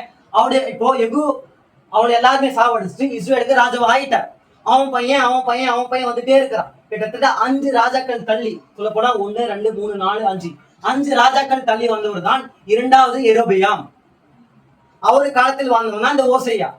சோ முன்னாடி நடந்த காரியத்தை தேவன் மகனுக்கு பேரிட சொல்லி இந்த மாதிரி எகு ஒரு விஷயம் செஞ்சான்ல. எங்க செஞ்சான்? இஸ்ரேல் பள்ளத்தாக்கில் செஞ்சா பள்ளிக்கு பள்ளி வாங்கணும். ஏன்னா அதுதான் நியாயப்பிரமாணம். புரியுதுங்களா? பல்லுக்கு பெண் ரத்தத்துக்கு ரத்தம். இவன் வாங்கிட்டனால இவனே கொல்ல பண்ணணும். ஏன்னா ரத்த கரப்பட்டிருக்கு இவனுக்கும். ஒண்ணு சொல்ல போனா இவன் நல்லதை செஞ்சாலும் கொஞ்ச நாள் கழிச்சு இவனும் மோசம் ஆயிட்டான். என்ன பண்ணான்? தன்னுடைய அப்பாவாகிய யெரொபெயாம் 1வது யெரொபெயாம் கட்டின சலங்களை அவன் இடிக்கல. அந்த விக்கிரத்து தளத்துல அப்படியே கொஞ்சம் கொஞ்சமா தள்ளிட்டு வந்துட்டே இருந்தான். இன்னும் சொல்ல போனா இந்த எகு ஒரு நல்ல விஷயத்தை செஞ்சான். என்ன செஞ்சான்? ஆகாவுடைய சந்ததி வேறொரு அடுத்தவனைவன். அது மட்டுமல்ல, ஆகா எசபேல் காலத்துல கிட்டத்தட்ட நிறைய பேர் பூசாரிகள் இருந்தாங்க. இந்த பூசாரிகள்லாம் என்ன பண்ணா, வஞ்சனையா இவங்களாம் சாவடிக்கணும். எல்லாரும் வாங்க சாவடிக்கணும்னு சொன்னா யாரும் வரமாட்டாங்க. அதனால கோயிலுக்குள்ள பெரிய ஒரு கோயிலுக்குள்ள எல்லாரையும் பூஜை பண்றதுக்காக இந்த மாதிரி பிளான் போறா. நம்ம எல்லாரும் பண்டிகை கொண்டாடலாம், பூஜை பண்றதுக்கு இஸ்ரேல் தேசத்துல இருக்கிற எல்லா இசபேலுடைய திருக்கதரிசி பூசாரிகள்லாம் கூப்பிட்டு வந்து ஒரே இடத்துல வச்சு வெளியே ஆட்களை நிக்க வச்சு எல்லாருமே சாவடிச்சிட்டான். இப்பேற்பட்ட நல்ல காரியத்தை செஞ்சு வந்து எகு இதெல்லாம் செஞ்ச கூட தன்னுடைய அப்பாவை யெரொபெயாமுடைய வழியெல்லாம் அவனும் அப்படியே நடந்துட்டே வந்தான். என்ன விக்கிரத்தொப்பத்தை அழுகிறதுல மோசம் போயிட்டா. சோ இதனால தேவன் சொன்னார், நீ நல்ல காரியம் செஞ்சா உன்னுடைய தலைமுறைகள் வம்சம் ஆளும், நீ கெட்டதை செஞ்சா உன்னிடத்திலும் இந்த ரத்தம் இதே பழி வாங்குவேன் அப்படின்னு சொல்லிட்டார். புரியுதுங்களா? சோ இப்போ அதுதான் நடக்க போகுது. அதனால ஓசேக்கு அந்த மகனுக்கு பேரிட சொல்றார், எஸ்ரேலின் ரத்தப்படி விசாரித்து. எஸ்ரேல் என்ற எந்த பகுதி? இந்த எஸ்ரேலுடைய பள்ளத்தாக்களுடைய ரத்தப்படி அவன் இடத்தில் விசாரித்து இஸ்ரேல் வம்சத்தாரின் ராஜ்யபாரத்தை ஒழிய பண்ணுவேன். அதாவது இந்த இஸ்ரேல் ராஜ்யம் இல்லாமல் ஆக போகுது அப்படின்னு மோரலா சொல்றதுதான் இந்த இவருடைய செய்தி. இது spiritual meaning and physical meaning இருக்கு. சோ இஸ்ரேல் தேசத்திலே ராஜ்யபாரத்தை ஒழிய பண்ணிட்டார். எப்போ? கிமு 722 அவனோட கடைசியா வந்த பேர் தான் ஓசியா ராஜா. ஆனா இதோட ஸ்பிரிச்சுவல் மீனிங் இன்னைக்கு வரைக்கும் டிராவல் ஆயிட்டு இருக்கு. சோ அப்ப இவர் பெரிய திருக்கதரிசியா அப்படிலாம் கிடையாது. இவர் சிறிய திருக்கதரிசி தான். புரியுதுங்களா? 5வது வசனம், அந்நாளில் இஸ்ரேலின் பள்ளத்தாக்கிலே இஸ்ரவேலின் முள்ளை முறிப்பேன் என்றார். இதுக்கு 2 காம்பவுண்ட் மீனிங் இருக்குது. இந்த இஸ்ரேல் பள்ளத்தாக்குல என்னுடைய ரத்தப்படியை வாங்க போறேன். அதாவது இது அசரியா தேசம் இஸ்ரேலை சிறைப்பிடிக்க போகும்போது எங்க பிடிச்சாங்கன்னா சமாரியால தான் பிடிச்சாங்க. வந்தோடனே ஒரே நாள் பிடிச்சு ஒரே நாளா போக மாட்டாங்க. வந்து பக்கத்துல ராஜ்யத்தில் முடிச்சு அராம், தமஸ்கு, அம்மோன், ஏதோம், கடந்த யூதம் பத்தி பார்த்தோம். இந்த இஸ்ரேல் தேசத்தை சிறைப்பிடிக்க போகும்போது முதலாவது ஹெல்ப் பண்ணவங்களே இந்த ஏதோமியர்கள் தான் சொல்லி கடந்த நாட்டுல பார்ப்போம். சோ அப்போ வந்து தங்கி பிளான் போட்டு ப்ளூ பிரிண்ட் போட்டு எங்க பிடிக்கலாம், யார் அடிக்கலாம் சொல்லி பிளான் எல்லாம் போட்டு அப்படியே பிடிச்சுன்னு போனவங்க தான் இந்த அசிரியர்கள். எங்க பிடிச்சாங்க? சமாரியா பிடிச்சுன்னு போனாங்க. எல்லா தேசத்தை பிடிச்சிட்டு போனாங்க. எல்லாரையும் பிடிச்சுன்னு போல. யாரெல்லாம் வறுமையானவர்களோ, யாருக்கு வேலையா அவங்களுக்கு யாரு வசதி இல்லாதோ அவங்களாம் இங்கே விட்டு போயிட்டாங்க. ஏன்னா வசதி இல்லாம கூட்டின்னு போனா அவனை சோறு பட்டி இவனா வளர்க்கணும். அதனால பணக்காரங்களை மட்டும் கூட்டின்னு போயிட்டாங்க. சோ அங்க உருவானதான் லாஸ்ட் ஆஃப் 10 tribes. வில்லை முறிச்சிட்டார் தேவர் பிசிக்கலா. அது மட்டுமல்ல, ஓசியாக்கு இன்னொரு பிள்ளைகள் பிறக்குது. நான் வேகமா படிச்சுட்டு போறேன். அவள் திரும்ப கர்ப்பம் தரித்து ஒரு குமாரத்தை பெற்றால் அப்பொழுது அவர் அவளை நோக்கி இவளுக்கு லோரு காமா என்று பேரிடு என்றார். ஒரு பெண்ணு பிறக்குது ஓசியாக்கு. அது சோரம் போன ஸ்திரீயினால். புரியுதுங்களா? சோரம் போனா விபச்சாரத்தில் இறந்த ஒரு பெண் ஸ்திரீனால் அவளுக்கு ஒரு 2வது குழந்தை பெண்ணா பிறக்குது. அந்த பொண்ணுக்கு தேவனே பேர் வைக்க சொல்றார். என்ன பேர் வைக்க சொல்றாருன்னா லோரு காமா என்று பேர் வைக்க சொல்றார். எபிரேயத்துல லோ என்றால் இல்லை என்று அர்த்தம். எபிரேயத்தில் லோ, இது எபிரேயம் அப்படியே ஒளி அப்படியே டிரான்ஸ்லேட் பண்ணிட்டுக்கிறாங்க. லோ என்றால் இல்லை என்ற அர்த்தம். ருஹாமா என்றால் இரக்கம் என்று அர்த்தம். சோ லோரு காமா அப்படின்னா இரக்கம் இல்லை என்று அர்த்தம். ஏன் இப்போ அதாவது ஓசியா திருக்கதரிசனம் சொல்லும் போது தேசம் சரியாக கொண்டு போகப்படல. அதனால இன்னும் கொஞ்ச நாள் போக போறாங்க. ஏன்னா இந்த ரத்தப்படியை வாங்க போறேன், வாங்கிட்டு இந்த தேசத்துக்கு இறக்கமே செய்ய மாட்டேன். ஏன்னா தேவனுடைய வார்த்தை கீழ்ப்படியே மாட்டேன்றாங்க. எப்பேற்பட்ட செய்தியை சொன்னாலும் நீங்க பாருங்க, திருக்கதரிசிகள் எப்பவுமே எச்சரிப்பின் செய்தி தான் கொண்டு வந்தாங்க. சமாதானத்தின் செய்தி ஒரு நாள் கொண்டு வந்ததே கிடையாது. அப்படியே கொண்டு வந்தாலும் இன்னும் சொல்ல போனா சமாதானத்தின் செய்தி கொண்டு வந்து ஓசியா தான் ஒரே கூட எச்சரிப்பின் செய்தியும் முடிச்சார் போய். சோ எச்சரிப்பின் செய்தியை பெற்ற எல்லா திருக்கதரிசிகளும் அதாவது நல்ல மரியாதை கிடைக்காது. கல்ல இருந்து தான் சாவடிப்பாங்க. ஆனா இந்த காலத்துல அப்படி கிடையாது. செய்தி சொல்ற திருக்கதரிசிலாம் கார்ல வராங்க, சாப்பாடு போடுறாங்க, வீட்டுல உட்கார வச்சுக்கிறாங்க. அப்ப அதெல்லாம் என்ன புரியுதுங்க, அவர்லாம் தீர்க்கதரிசிகள் அல்ல என்று புரியுது. எல்லா தீர்க்கதரிசனமும் சொல்ல போனா ட்ரூ எண்ட் டைம் செய்தி எப்படி இருக்குன்னா வார்னிங்கோடு இருக்கும். எப்பவுமே எல்லா மெசேஜ் வார்னிங்கோடு இருக்கும். ஏனென்றால் அந்த வார்னிங் நம்ம திருத்தும். நம்ம கடந்த நாட்கள் பார்த்தோம். சோ பெண்ணுக்கு லோர்காமான்னு பேருக்கு சொல்றேன். ஏன்னா இந்த தேசத்துக்கு நான் இறக்க வைக்க போறது கிடையாது. இப்ப நான் சொல்றதெல்லாம் இஸ்ரேல் தேசத்துக்கு மட்டும்தான், யூதேயத்துக்கு கிடையாது. வைக்க போறதுன்னு சொல்லி ஒரு பேர் வைக்க சொல்றார். அதுக்கப்புறம் இன்னொரு குழந்தை அவருக்கு பிறக்குது.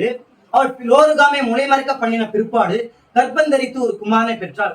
தேவன் சில விஷயத்தை அப்படியே பசுத்தாவை கொண்டு பசுத்தாவை வச்சு எழுத வச்சிருக்கிறார். என்னன்னா முளை மறைக்கப்பட்ட பின்பு, நான் ஒரு கொஞ்சம் சின்ன அடல்ட்டியான விஷயத்த சொல்ல போறேன், நிறைய புரிஞ்சுட்டு வாங்க.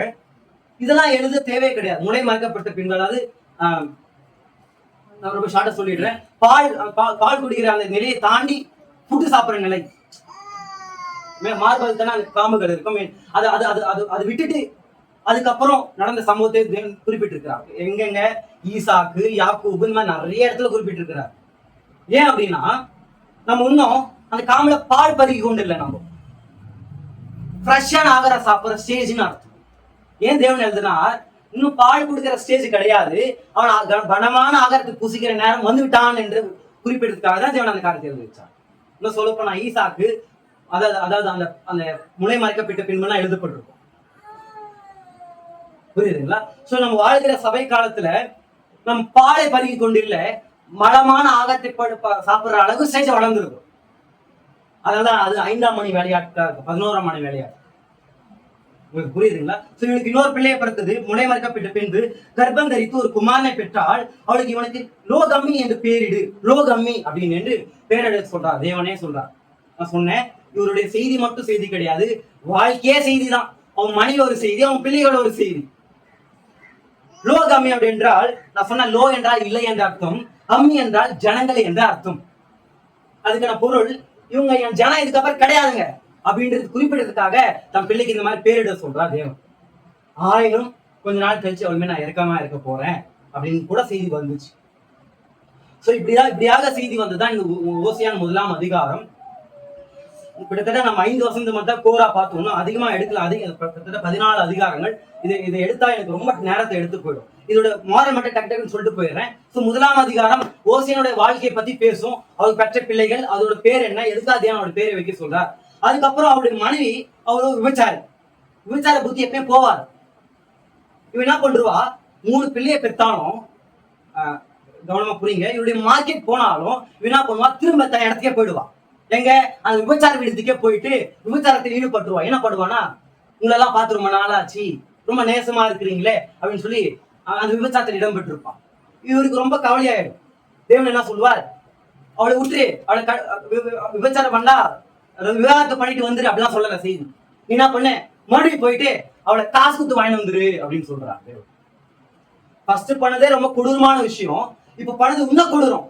ஏனென்றால் தன்னிடத்துல வாழ்ந்து குழந்தைகளா பெற்றெடுத்தோம், இன்னொரு இடத்துல போய் விபச்சாரம் பண்ணுங்கிறார். அது எப்போ, மற்ற இடத்துல விபச்சாரம் ஈடுபட்டிருந்தோம். இந்த காரியத்தை அவர் போய் பார்த்து அந்த காலத்துல விலைமதிக்க முடியாத சொத்தை கொடுத்து வாங்கினார் அவர். யாருக்காக? அந்த பெண்ணு, விபச்சாரத்தில் ஈடுபட்ட அந்த பெண்ணு. ஃபர்ஸ்ட் இணைச்சார், தன்னுடைய திரும்ப பழைய நிலைக்கே போயிட்டு விபச்சாரம் செய்து கொண்டிருக்கிறார். அதை விட்டு விடாம இந்த ரட்சிப்பு பெற்ற அந்த ஓசையா, இந்த ரட்சிப்பு பெற்ற ட்ரூ கிரைஸ்ட் நம்மளை இந்த விபச்சாரத்தை நம்ம விலைக்கிறதுக்கு கூட வாங்கி இருக்கிறார். இதுல நமக்கு அவருடைய அன்பு புரியுது. விலைக்கிறத வாங்கிட்டு வந்துட்டு திரும்பமாய் போடுவா. இப்படி போய் திரும்பமாய் பெற்று திருந்தி இந்த மாதிரி தான் இந்த ஓசியான் புஸ்தகம். அது மட்டுமல்ல, இந்த இஸ்ரேல் தேசத்துக்கு வருகிற எச்சரிக்கும் செய்திகளும் எப்போ எப்படி நடக்கும் அப்படின்னு சொல்லி எழுதப்பட்டதுதான் இந்த புஸ்தகம். நம்ம ரொம்ப ஷார்ட்டா சொல்லிட்டு முடிச்சு போயிட்டு 14 அதிகாரத்தை ஷார்ட்டா சொல்லிட்டு போயிட்டேன். நான் அவ்வளவுதான், ஒரு 5 மினிட்ஸ்ல முடிச்சிருவேன். இங்க பாருங்க, இந்த 2வது வரைபடத்தை பாருங்க. இந்த எஸ்ரேல் பள்ளத்தாக்கு பக்கத்துலதான் மெகிதோ அப்படின்னு ஒரு இடம். திரும்ப வச்சிருக்கேன், நான் செய்தி முடிக்க போறேன், எல்லாம் கவனிங்க. நீங்க பிரசன்ட் செய்தியோட முடிச்சிடுறேன். மெகிதோ அப்படின்னு ஒரு பள்ளத்தாக்கு இருக்கு. இந்த எஸ்ரேலுக்கு இன்னொரு பேரும் மெகிதோன்னு கூட சொல்லுவாங்க. அதாவது ஒரே பகுதி கொண்டதுதான். இதை மெகிதோன்னு கூட சொல்லுவாங்க. என்னன்னு சொல்லுவாங்க? மெகிதோன். இதோட கூட அரு சேர்த்துக்குங்களேன், அர்மெகிதோன். அர்மெகிதோன் நடக்க போறதுங்கதான். அது என்ன அர்மெகிதோன்? 3rd world war. இது அப்படியே ஜெனரலா சொல்லல. 9வது வசனம் 10வது வசனம், என்றாலும் இஸ்ரவேல் புத்திரின் தொகை அழக்கும் எண்ணக்கூடாத கடற்கரை மணலை போர் இருக்கும். எப்போ இருக்கும்? இந்த காலத்துல இருக்கும். தன் தேசத்தில் எல்லா ஜனம் உள்ள வந்து லட்சக்கணக்கான பிளட் கலெக்ஷன் ஆயிட்டு இருக்கும். தேவன் தான் இந்த 12 அதாவது 12,000 பிரிக்க போறார். சரிங்களா? இப்படி கூடியா இருக்கும். நீங்கள் என் ஜனம் அல்ல என்று அவளுக்கு சொல்வதற்கு பதிலாக நீங்கள் ஜீவனுள்ளே தேவனுடைய பிள்ளைகள் என்று அவளுக்கு சொல்லப்படும். எப்போங்க? அந்த எஸ்ரேல் பள்ளத்தாக்குல. நான் புரியல நினைக்கிறேன். அதாவது கிமு 722 முன்பாக சொல்லப்படுகிற வார்த்தைகள் தான் இதெல்லாம். அது பிசிக்கல் மீனிங் தான். அப்போ சொல்லப்படுகிற வார்த்தைகள் தான். ஆனா அங்க மட்டும் முடியல. இது இந்நாள் வரைக்கும் தொடருது. புரியுதுங்களா? ஒரு காலத்துல இல்லைன்னு சொன்னார், என் ஜனம் இல்ல, உனக்கு இரக்கம் கிடைக்கிறது வேணான்னு சொல்லிட்டாரு. இப்ப அடிச்சு முடிச்சு எல்லாமே சாவடிச்சோம். அது மீதியானவர்களை எழுப்பி அந்த லட்சக்கணக்கில் எழுப்பி நீங்க தான் என் ஜனம் அப்படின்னு சொல்லப்படுகிற நேரத்துல சொல்லப்படும். அப்பொழுது யூதா புத்திரரும் இஸ்ரவேல் புத்திரரும், இவர் இஸ்ரவேலுக்கான தீர்க்கதரிசின்னு சொன்னார். இவர் யூதாவை பத்தி சொல்ல வேண்டிய அவசியமே கிடையாது. இஸ்ரவேல் புத்திரரும் யூதா புத்திரரும் ஏகமாய் கூட்டப்பட்டு சேர்க்கப்பட்டு தங்களுக்கு ஒரே அதிபதி ஏற்படுத்தி, யார் நான் இப்ப சொல்லல, தேசத்திலிருந்து புறப்பட்டு வருவார்கள். எஸ்ரேலின் நாள் பெரிதா இருக்கும். இந்த எஸ்ரேல் பள்ளத்தாக்கு தான். எஸ்ரேல் நாள் என்பது இந்த அர்மேகுதோன் நேரம் தான் எஸ்ரேலுடைய நேரம். அப்ப பெரிதா இருக்கும். என்ன பெரிதா இருக்கும்? என் ஜனமல்லன்னு சொன்ன நேரம் தாண்டி என் ஜன என்று அவர் சில பேர் குறிப்பிட்டு, அதாவது 1,44,000 பேர் தேர்ந்தெடுக்க போறார். அப்பதான் சொன்னார், இந்த 2வது வரியில் சொல்றார், நித்திய விவாகத்துக்கு உன்னை நியமித்தேன்னு சொன்னார். இந்த செய்தி வந்து இஸ்ரவேலுக்கான செய்தி. அப்ப இது இஸ்ரவேலுக்கு மட்டும்தானா அப்படின்னு கிடையாது. இது புறஜாதிக்கும் செய்தி. ஏனென்றால் ஸ்பிரிச்சுவல் ஜூஸா இருக்கும். உங்களுக்கு புரியுதுங்களா? ஓசியா என்றால் என்னன்னு நான் சொன்னேன். ஓசியா என்றால் ரட்சிப்பு. உண்மையான ரட்சகர் அந்த ஓசியாவா இருக்கிறார். எந்த ஓசியா இருக்கிறார்? அந்த நீதிமொழியில பேசின கர்த்தராகிய இயேசு கிறிஸ்துவா இருக்கிறார். அவர் தான் ட்ரூ ஓசியா இருக்கிறார். இந்த விபச்சாரத்தை அவர் வந்து நம்மளை சேர்த்துக்கிட்டார். இருந்தாலும் இந்த மாதிரி காரியத்துல சோர்ந்து போய் உலகத்துல நம்ம போயிட்டோம். இருந்தாலும் விலைக்குறைத்து கொடுத்து திரும்ப வந்து வாங்கிக்கிட்டார். அப்ப கொடுத்து நித்திய விவாகத்துக்கு உன்னை நியமித்தேன். எப்பங்க? நித்தியமா உன்னை கல்யாணம் பண்ணிக்க போற, உன்னை வச்சுக்கிட்டேன். இதுக்கப்புறம் நீ திரும்ப போக முடியாது. உன்னை விலைக்கறத கொடுத்து வாங்கிட்டேன். உன்னால இப்படி நினைச்சா கூட நீ சொல்ல போன நினைக்கவே மாட்டேன் நீ பின்னாடி காலத்தை அப்படின்னு சொல்லி அப்போ சொன்னார். சோ அதாவது யெகோவாவின் மனைவிதான் இந்த இஸ்ரவேலர்கள். இயேசு கிறிஸ்து மனைவிதான் நம்ம புறஜாதியார். 2 காம்பவுண்ட் மீனிங் இதுல. நித்திய விவாகம் என்பது அதாவது புறஜாதிக்கு மாத்திரம் கிடையாது, இஸ்ரவேலருக்கும் தான். யெகோவாவின் மனைவி அவங்க. அதனாலதான் அந்த பெண்ணை அவ்வளவு வர்ணிச்சு சோரம் போட ஸ்திரீ அழிச்சிட்டு வா, உன்னை கல்யாணம் பண்ணிக்க, குழந்தை பெற்றுன்னு சொன்னார். இதெல்லாம் அவர் இணைக்க வேண்டிய அவசியமே கிடையாது. சோ அந்த பெண்ணை பார்த்து, அதனாலதான் எசேக்கியேல்ல இவ அக்காவும் தங்கச்சியா குறிப்பிடும், இவங்களாம் ஒரே ஸ்திரீன்னு குறிப்பிடும். நீ மரத்துக்கடியில உட்காந்துக்கிட்டு அதெல்லாம் பெரிய காரியங்கள். அப்படின்னா என்னன்னா, மரத்துக்கடியில தான் நிறைய தோப்பு விக்கிரங்கள்லாம் வச்சு வணங்கினாங்க. அதை வச்சு விபச்சாரத்துல சொன்னாங்க. மரத்துல வச்சு காலில் வச்சு வரப்போறவங்களுக்குலாம் அவனுடைய விபச்சாரத்தை செஞ்சேன்னு சொல்லி எசேக்கியேல் எழுதப்பட்டிருக்கும். சோ ஒரு பெண்ணை குறிப்பிடுவா. சோ அப்போ சொல்றார், உன்னை இப்படி பண்ணாலும் உன்னை நித்திய விவாதத்துக்கு நியமித்த. எப்போங்க? உன்னை சேர்த்துக்க போறேன். அப்பதான் இந்த மந்தையும் அந்த மந்தையும் ஒரே மேய்ப்பனா இருக்கும். சோ இஸ்ரேல் நாள் பெரிதா இருக்கும். அதான் அல்மெகுதானா இருக்கும். இந்த ஓசியான் காலத்துல சில காரியங்கள் நடந்துச்சு, சமகால நிகழ்வுகள். அது மட்டும் சொல்லிட்டு முடிச்சுறேன். நான் முன்னாடியே சொல்ல வேண்டியது, இப்ப நான் பேசினதெல்லாம் வசனங்கள் தான். அப்பே சொன்ன எல்லா கதையும் வசனத்துல இருக்குது. உங்களுக்கு தேவையான அந்த பிடிஎஃப் ஓபன் பண்ணி ஆதார வசனங்கள்னு சொல்லி ஒரு போர்ஷன் இருக்கும். அதை வச்சு நீங்க வீட்டுல படிச்சு தெரிஞ்சுக்கலாம். நம்ம தமிழ்நாட்டுல மூவேதர்கள் என்று நம்ம சொல்லலாம். சேர சோழ பாண்டியர்கள் கேள்விப்பட்டிருக்கீங்களே. அவள் ஆட்சி அமைக்கிற சூழ்நிலை இந்த ஓசியான காலத்துல தான் ஆரம்பிச்சிச்சு. தமிழ்நாட்டுல சொல்ல மூவேந்தர்கள் ஆட்சி அமைச்சாங்க பாத்தீங்களா? அந்த காலகட்டம் இந்த ஓசியான காலகட்டத்தில் கிட்டத்தட்ட கிமு 700 டைம்ல. அது மட்டும் கிடையாது, நம்ம யூஸ் பண்றோம் பாத்தீங்களா பூட்டு சாவி, அது கண்டுபிடிச்ச காலம் அது, அந்த நேரம் தான். அதாவது உலோகத்தால் பூட்டு சாவி கண்டுபிடிச்ச காலம் தான் இந்த ஓசியாவின் காலத்துல. எங்க? மெசபோத்தமியால சர்கன் என்ற வேதத்தை இப்ப நான் சொல்ற எல்லா நபரும் வேதத்துல இருக்கிறாங்க. இந்த சர்கன் என்ற ஒரு நபர் அது மெசபோத்தமியா அசீருடைய முன்னாடி இந்த ராஜா. புரியுதுங்களா? அதாவது இஸ்ரேல் தேசத்தை புடிச்சிட்டு போனாங்கல்ல, அந்த அசிரியர்கள் முன்னாடி ரொம்ப வருஷத்துக்கு முன்னாடி இந்த சர்கன் என்ற ஒரு நபர், அவர் காலகட்டத்துல, அதான் அவங்க இன்னும் பிடிச்சிட்டு போடல, இன்னும் 30 வருஷம் இருக்குல்ல, அந்த காலத்தை கண்டுபிடிச்ச அந்த பூட்டு சாவி எல்லாம் இன்னைக்கு வரைக்கும் நம்ம யூஸ் பண்ணிட்டு இருக்கோம். இன்னொரு நிகழ்வு என்னன்னா, அந்த எசபேல், இந்த காலக்கூடிய பிரசன்ட் எசபேல், அதாவது ரோம் பட்டணம் கண்டுபிடிக்கப்பட்ட காலம் இந்த யோசியான காலகட்டத்துல தான். இத்தாலியில ரோம் அந்த இடத்துல ஒரு பட்டணம், அந்த ரோம் என்ற ஒரு பட்டணத்தை ரோம்லஸ் அப்படின்னு ஒரு கதை இருக்குது. அவருடைய பேரு தான், அவர் தான் முதலாவது ஆட்சி மன்னர். அவருடைய பேர் தான் அதுக்கு நியமிச்சாங்க. சோ இந்த ரோம் பட்டணம், இந்த ரோமாபுரி அப்படின்னு நம்ம சொல்றோம் வேதத்துல படிக்கிற இந்த ரோம் பட்டணம் கண்டுபிடிக்க காலகட்டம் இந்த உசியாவின் காலகட்டம். இன்னும் எனக்கு நிறைய சொல்லலாம், பட் என்னுடைய நேரத்தை அதிகமா எடுத்துன்றதுக்காக அது ஷார்ட்டா முடிச்சேன். சோ நம்ம இன்னைக்கு தீர்க்கதரிசன புஸ்தகத்துல 66 புஸ்தகத்துல 2வது புஸ்தகத்தை நம்ம பார்த்தோம். இன்னும் சொல்ல போனா திருக்குறள் புஸ்தகத்தில் 2 பகுதியில் இருக்கிறது, பெரிய தீர்க்கதரிசிகள், சிறிய தீர்க்கதரிசிகள். அதுல சிறிய தீர்க்கதரிசிகள் முதலாவது புஸ்தகமாகிய ஓசியாவை பத்தி நம்ம பார்த்தோம். ரொம்ப ஷார்ட் அண்ட் ஸ்டோரியா படிச்சேன். இது இப்ப நீங்க வீட்டுல படிச்சாலும் ஈஸியா புரிஞ்சிடும். யோசியாவோட கடைசி அதிகாரத்துக்கு கேட்பார், எப்பா உனக்கு ராஜா வேணா நான் சொன்னேன், ஆனா நீ ராஜா கேட்ட, நியாயாதிபதி கேட்ட, இப்போ அவங்க எங்க அப்படின்னு கேட்பார். ஏன் உனக்கு கொஞ்ச நேரத்துல சாவடிக்க போறேனே, உன்னை அசீரியர்களுக்கு கொடுக்க போறேனே அப்படின்னு கேட்டு முடிப்பார். அதுதான் இந்த செய்தியா இருக்கு. எனக்காக நீங்க தொடர்ந்து ஜெபித்துக் கொள்ளுங்கள். வரும் நாட்டில் ரொம்ப பெரிய மெசேஜ்ல என்னுடைய கால்ல நான் பதிச்சிருக்கேன். ஒன்னும் சொல்ல போனா 13 நம்பர் எண் 13 என்ற ஒரு செய்தியை நான் எடுத்துக்கொண்டிருக்கேன். அந்த நம்பர் ஆஃப் 13 இப்ப அந்த எஸ்ஐபியில் அப்படியே லிங்க் எடுத்துட்டு அங்க பொருந்து 13 நம்பர் என்ற அந்த செய்தி. சோ இந்த மாதிரி பெரிய பிளான்ஸ் நான் வச்சிருக்கேன். எனக்கு கொடுக்கப்படுற நேரத்துல அதெல்லாம் உங்களோட பகிர்ந்துக்கணும்னு நினைக்கிறேன். இன்னைக்கு நான் நேரத்தோட முடிச்சு நான் நம்புறேன். சோ இன்னைக்கு இதுதான் இன்னைக்கான செய்தி. நீங்க தொடர்ந்து போய் வேதத்தை வாசிங்க. உங்களுக்கு ஏதாவது சந்தேகங்கள், ஏதாவது காரியங்கள் இருக்குமானால் நீங்க அந்த பிடிஎஃப் தொடர்ந்து இல்ல அந்த பிக்சர்ஸ் நீங்க பாத்தீங்கன்னா உங்களுக்கு அது ஒரு ஒன்லைன் ஸ்டோரியா உங்களுக்கு புரியும். சோ வரும் நாட்டில் நம்ம நேரத்தோட நேர்ல கலந்து கொள்ளலாம். தெரிந்து கொள்ளப்பட்ட விதத்தில் இந்த வார்த்தைகளான தங்கும் கத்த தமிழ் ஒருத்தர் ஆஸ்வதிக்கிட்டும் நம்ம தொடர்ந்து சபை நடத்தினதுக்கு நான் கொடுக்குறேன்.